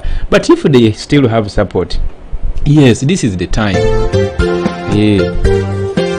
Bipawa baba wananyo baba wananda swagala tulabe anya singo bululu baba wananyo baba wananda swagala tubalage yamanyi gabantu everywhere you go NUP National Unity. I'm really blessed and honored that I hold the flag for NUP for Buikwe South constituency. I take this opportunity to invite everyone to join us to vote for the umbrella. Thank you. Basewo ne banyabo abalaba Ghetto TV mwena amanya nzema gulu Sempia, coordinator wa NUP era flag bearer wa NUP Buikwe South constituency. Olunaku olwaleero tuli mu Buikwe district eno Buikwe South. Nebazo Mukama Katonda atusoboseza atuwadde amaanyi n'obuvumu wakati mu byonna. Koona Kyagulanyi, koona Magolo, koona. Yes, that is our party. Everywhere you go, NUP, umbrella stroke,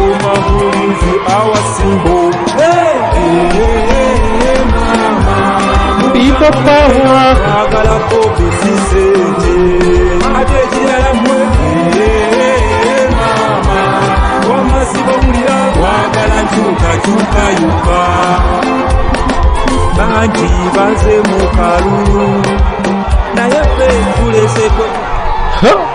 Look at that. Look at that.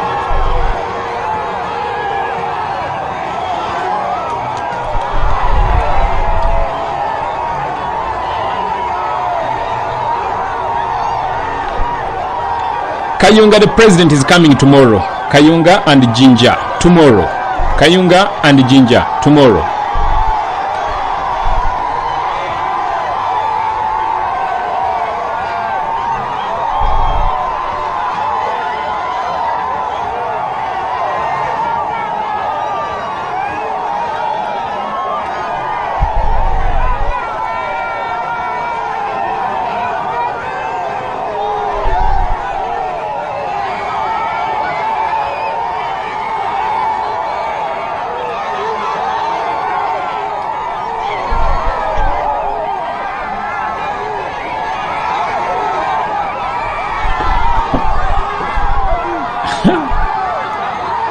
Mukono abantu ge balaga omukulembeze Kyagulanyi Ssentamu Robert.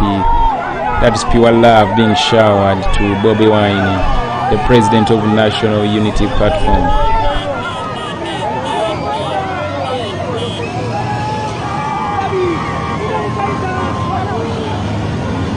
Twagala Bobby si mijozi ate gwe okikubye Shadia.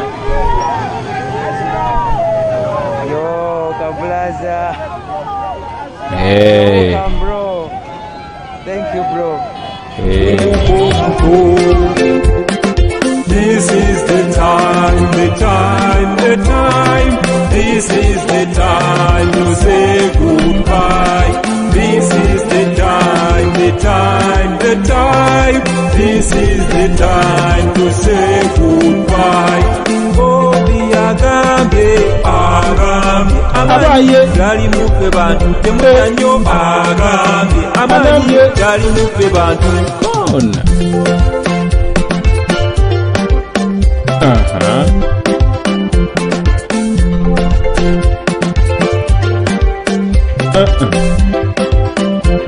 kati vipo abuza oli wa people power ate era nga nuku akabonero mambuli tumuwadde mama tumuwadde alukaluke tumuwadde mama tumuwadde alukaluke tumuwadde mama tumuwadde alukaluke tumuwadde mama tumuwadde alukaluke tumuwadde mama tumuwadde alukaluke abazeeyi bonna bamuwadde alukaluke n'abavubuka naffe tumuwadde alukaluke Uganda yonna bambi emuwadde alukaluke olaba n'abazungu nabo bamuwadde alukaluke abazeeyi bonna bamuwadde alukaluke n'abavubuka naffe tumuwadde alukaluke Uganda yonna bambi emuwadde alukaluke.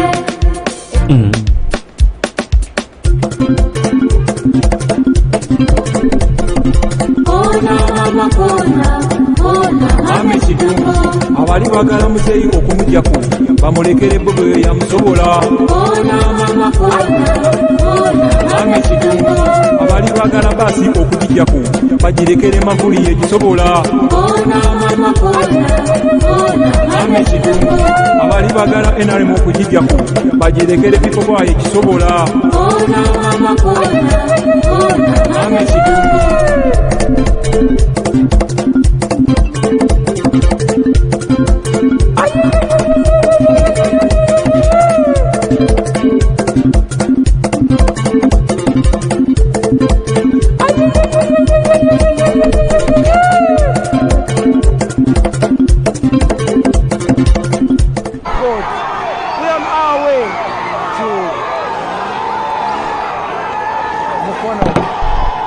Mukono.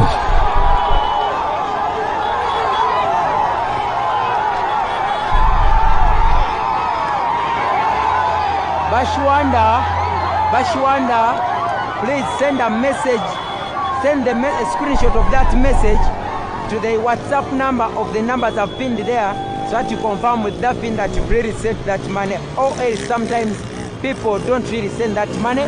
they just make us look bad by posting here that they have sent money or a support to us, yet indeed they have not sent anything.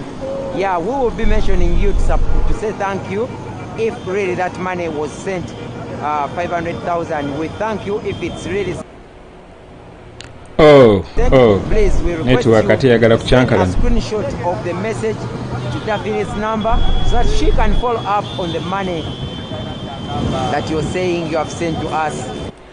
Okay, the network is not fine, so what I'm going to do, I'm going to play you the revolutionary message Kyagulanyi Ssentamu spread to the world on the 3rd of November, immediately after he was nominated, just a few minutes before he was arrested. The speech he said before he was arrested on the 3rd of November 2020, for those who have been following very well. It is in English, of course. Fellow Ugandans here in Uganda and everywhere else in the world, I bring you revolutionary greetings wherever you are, and I thank you for the massive support that you have given to us for these past 3 years, which have been years as full of challenges. I take this opportunity to also announce that what we are witnessing right now is the launch of a very critical phase in our struggle to liberate ourselves from a dictatorship which has crippled our country for almost 4 decades. A dictatorship which has strangled our economy with a massive corruption, patronage, high cost of living, a sick healthcare system, a broken down healthcare system, etc., etc. For a very long time now, we have lamented and cried about the government which works for only the few and excludes the majority. Well, today we close the book of lamentation and open the book of acts.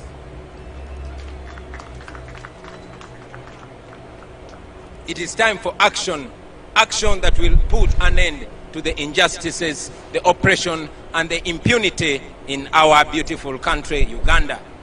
Countrymen and women, I come before you not as the most qualified, not as the most experienced, but I come before you as the most committed to lead this liberation, to lead the people of Uganda out of slavery.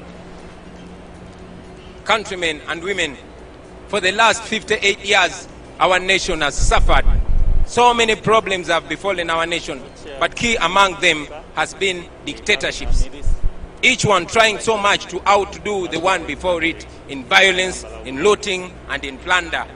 We have not witnessed a peaceful transfer of power from one leader to another since our country became independent in 1962. Unfortunately, friends, 15 years ago, when we had the chance to witness the first peaceful transition of power, 15 years ago, President Museveni, through greed, he denied our nation an opportunity of experiencing a peaceful transition of power from one leader to another, from one generation to another. And as if that was not evil enough, only 3 years ago, this greed caused him to act in the most shameful manner and remove the last safeguard in form of age limit from our constitution. Like Idi Amin, Museveni declared himself president for life in our country, Uganda. Well, little did he know that God will one day raise a generation that will not take that. Little did he know that God will raise unexpected people from unexpected places. So, to you, Mr. Museveni, since you have failed to control your greed and lust for power, our generation is determined to save you from yourself and stop your 35-year-old dictatorship. The liberation and socio-economic transformation of our country cannot be achieved unless we first remove the big obstacle, and that is Museveni, who has undermined all institutions I want to of send state. special greetings to Honorable Zainabu Ali in Karamoja, my sister. Stay strong. We are removing a dictator. I know they took you through hell in jail, but the dictator is shaking and is losing grip anytime soon. Strong, my sister, strong. Honorable Zainabu Ali and all the people of Karamoja, we are removing a dictator.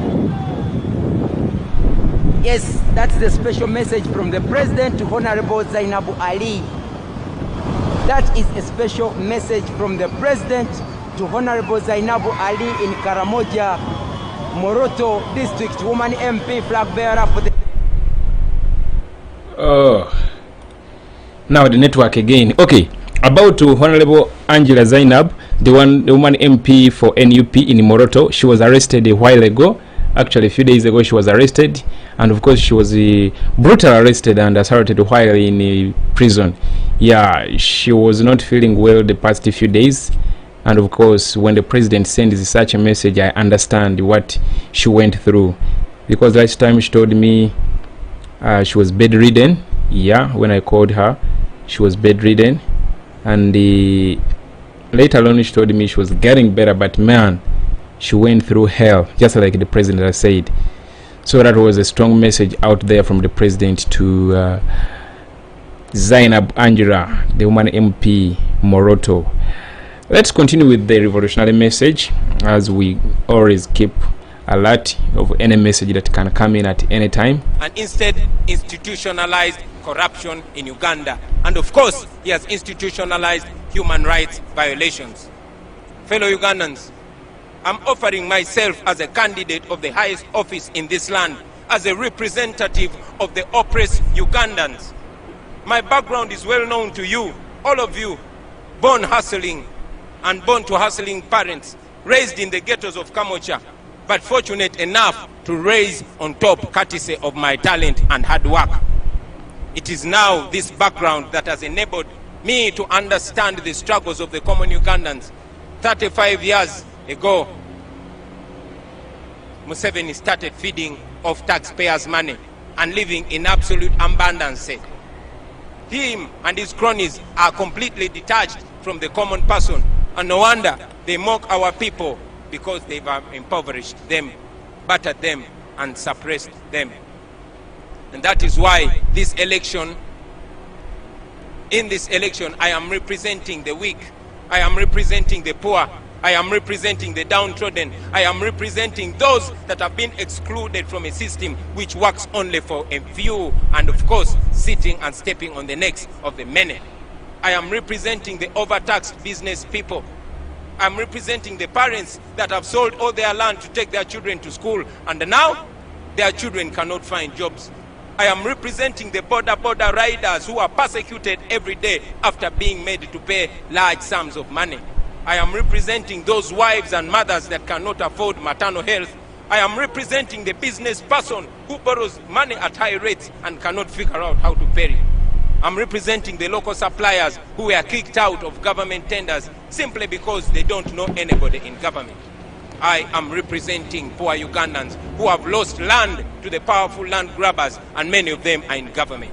Yes, those who cannot get justice because justice under Museveni is for sale. I am representing the poor soldiers, the police officers who are so oppressed, yet they are commanded to beat and kill citizens who they are supposed to protect simply because they must appease the rich. Those rich and the mighty are the ones we are standing against. In this election, gentlemen and ladies, I am representing the hardworking people of Busoga that have been deliberately kept poor by the NRM regime. I am representing the great people of Acholi, whose land is being stolen in broad daylight by the regime and its cooperatives. I am representing the people of Lango, who have been deliberately marginalized and disempowered for the past 3 decades. They have been deliberately marginalized and squeezed. I am representing the impoverished people of Karamoja, who are kept under the barrel of the gun while their gold, their copper, their cobalt and iron ores are stolen away by the rich and mighty. I am representing the people of Unyoro, who live and grow cheap crops on the oil that is theirs. Yes, their oil has been kept in the dark because they are looked at as they don't have a right to know what is happening in their land. I am representing the people of Bugishu, whose past glory has been shattered by the present regime.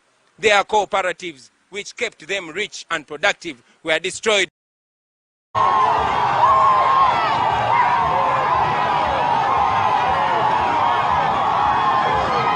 This is Buikwe South constituency. entering Mukono.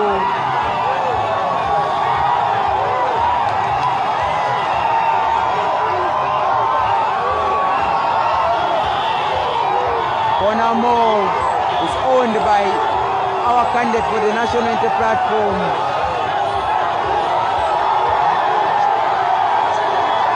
This is the Buikwe South constituency.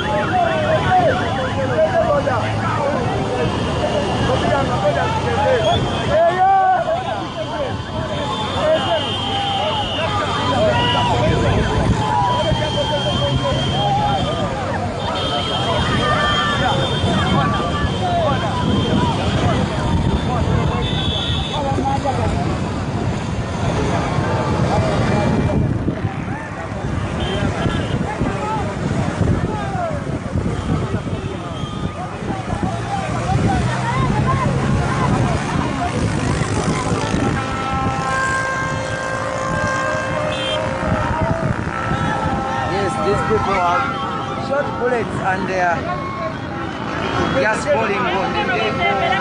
Robert Chaplain Center. This is one of the bullets that were shot into the people. These are live bullets. You can see that this is tear gas or rubber bullets. But the police continues and the army continues to violate their code of conduct and their professional ethics. Like you can see, this is one of the bullets that fell on this vehicle, the presidential candidate's vehicle, like you can see.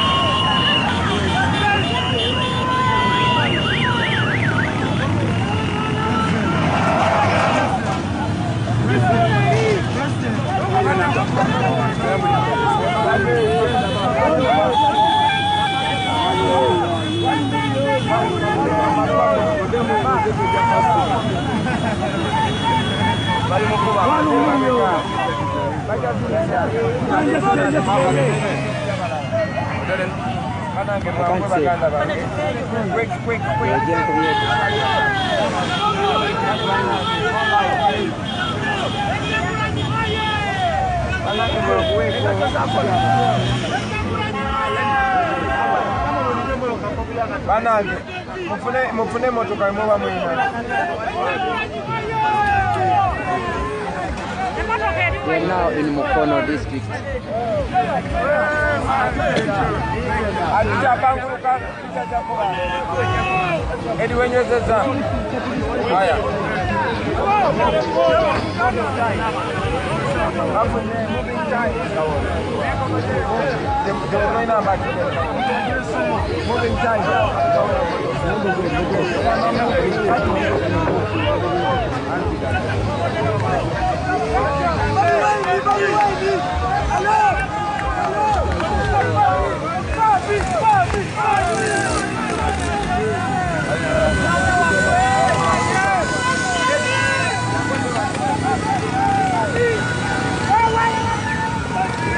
Bogo kute chuma. Presidenti, nenda. Madam Nambozi.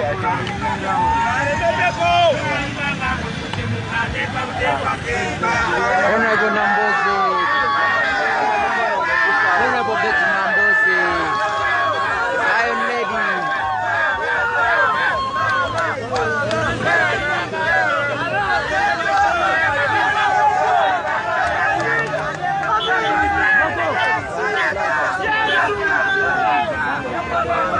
Betty Nambozi is joining us.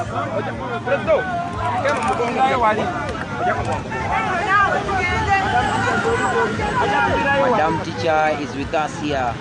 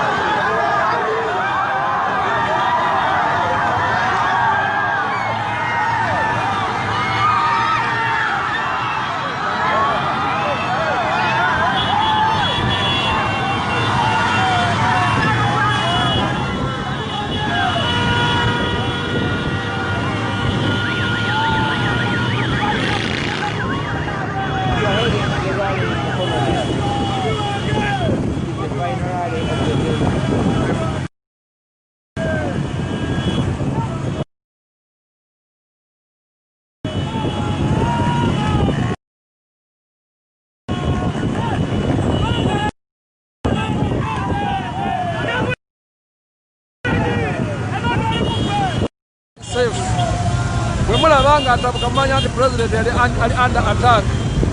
Yeah, you should be near the president. This man, you are the best. Thanks a lot. Ergon camera, grass, bringing to our Mr. Update. Nangerinya mafani ya Mr. Update, Stani Uganda. Abanda baba polisa. Manyi na baba zoe bale polisa ininga. Red is never blue, white never blue, white.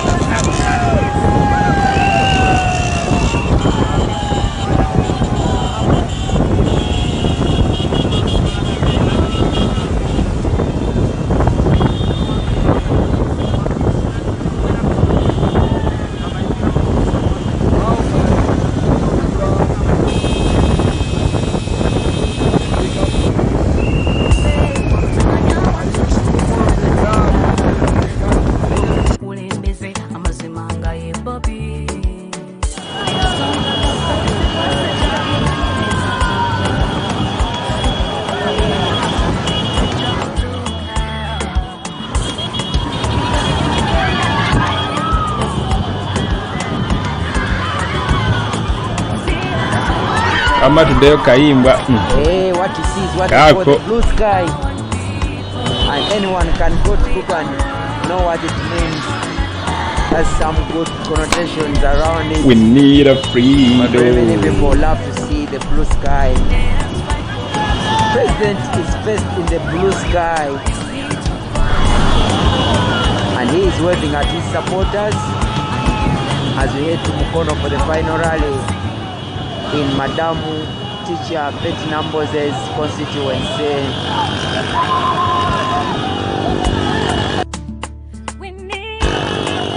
Right now we are in Mukono South. Shall be going in Mukono municipality for the final rally.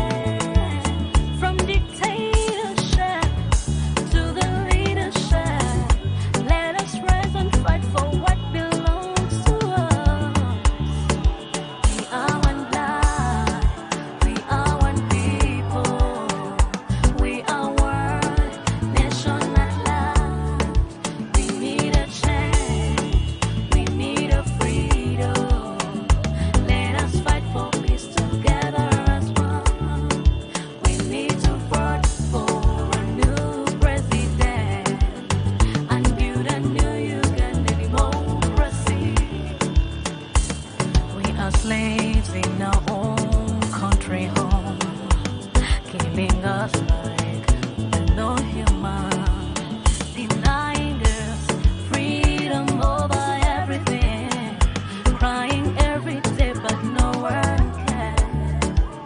Injustice everywhere and tribalism.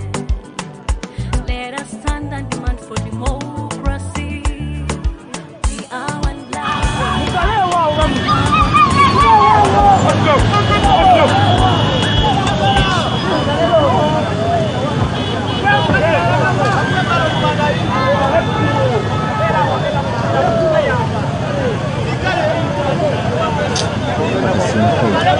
Gwe Rasta.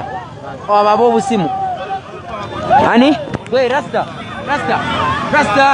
Rasta. Musajja. Gwe musajja. Abo busimu abo buleke. Ani? Abo busimu balekere kwata.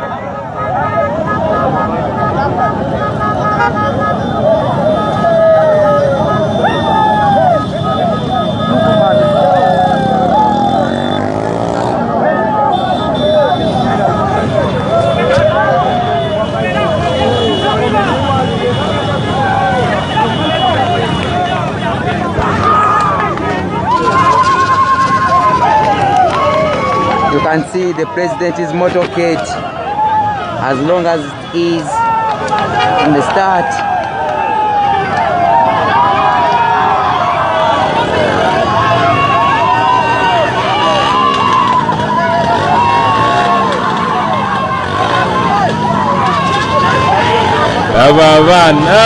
Wow.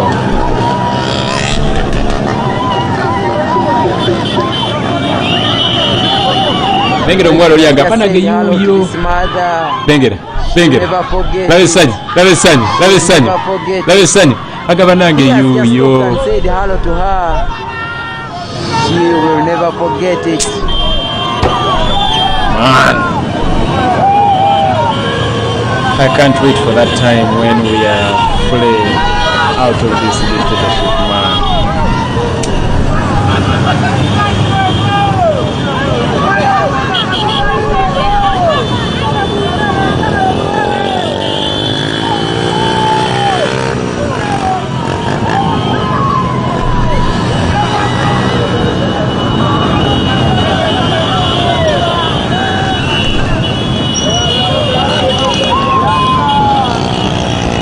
We are headed to the final rally in Mukono municipality, where we shall see leaders from Mukono South and Mukono North being introduced to the people, to the voters, by their president, Robert Kyagulanyi Ssentamu.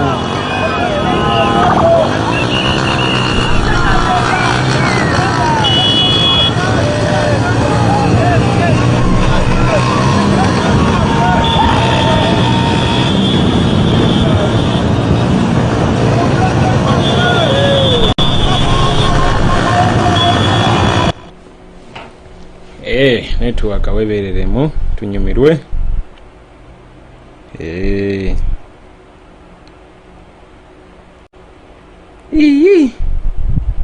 Aga network yagala kugira. Erindeko naye erimba. Nenga kino kye kiri mabega waliwo emmotoka ezibazisembe mabega. Waliwo ezibazisembe mabega ezijja zirabiriza kati ng'eno.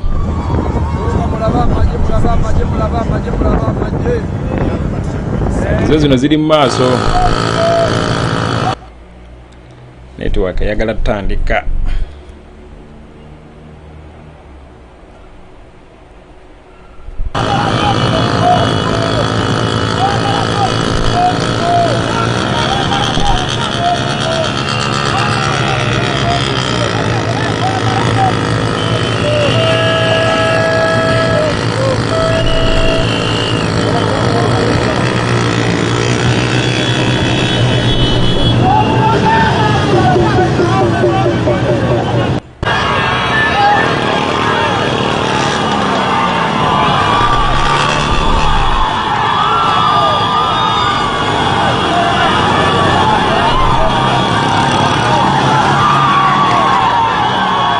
Mukono for the final rally.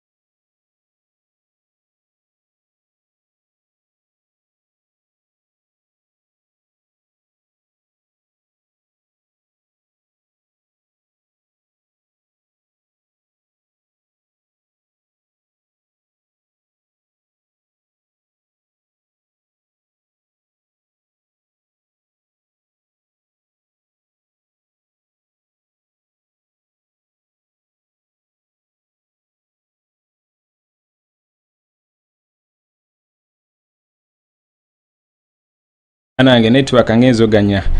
I think guys are being the final rally and the network is trying to misbehave. Let me turn off this live video and come back again because I have no choice. Let me turn it off. Yeah, I have no choice. Let me turn off and then I come back right now. That will be the best idea. And live je twakakola nayo ya saa 7 zigenda mu saa 8 ever since we started. Yeah, so let me go off right now and then come back, of course. Yes, yeah, Opoloto John Moses, I'm saying that due to the fact that the network is trying to play games with me, let me go off right now and then I start another live. Yeah, let me go off right now and then I start another live broadcast right now. And due to the fact that this one is also very, very long, we started all the way from morning, so let me cut this off and I start a new one right now. Yeah, I'm going to start another one right now, immediately after getting this off.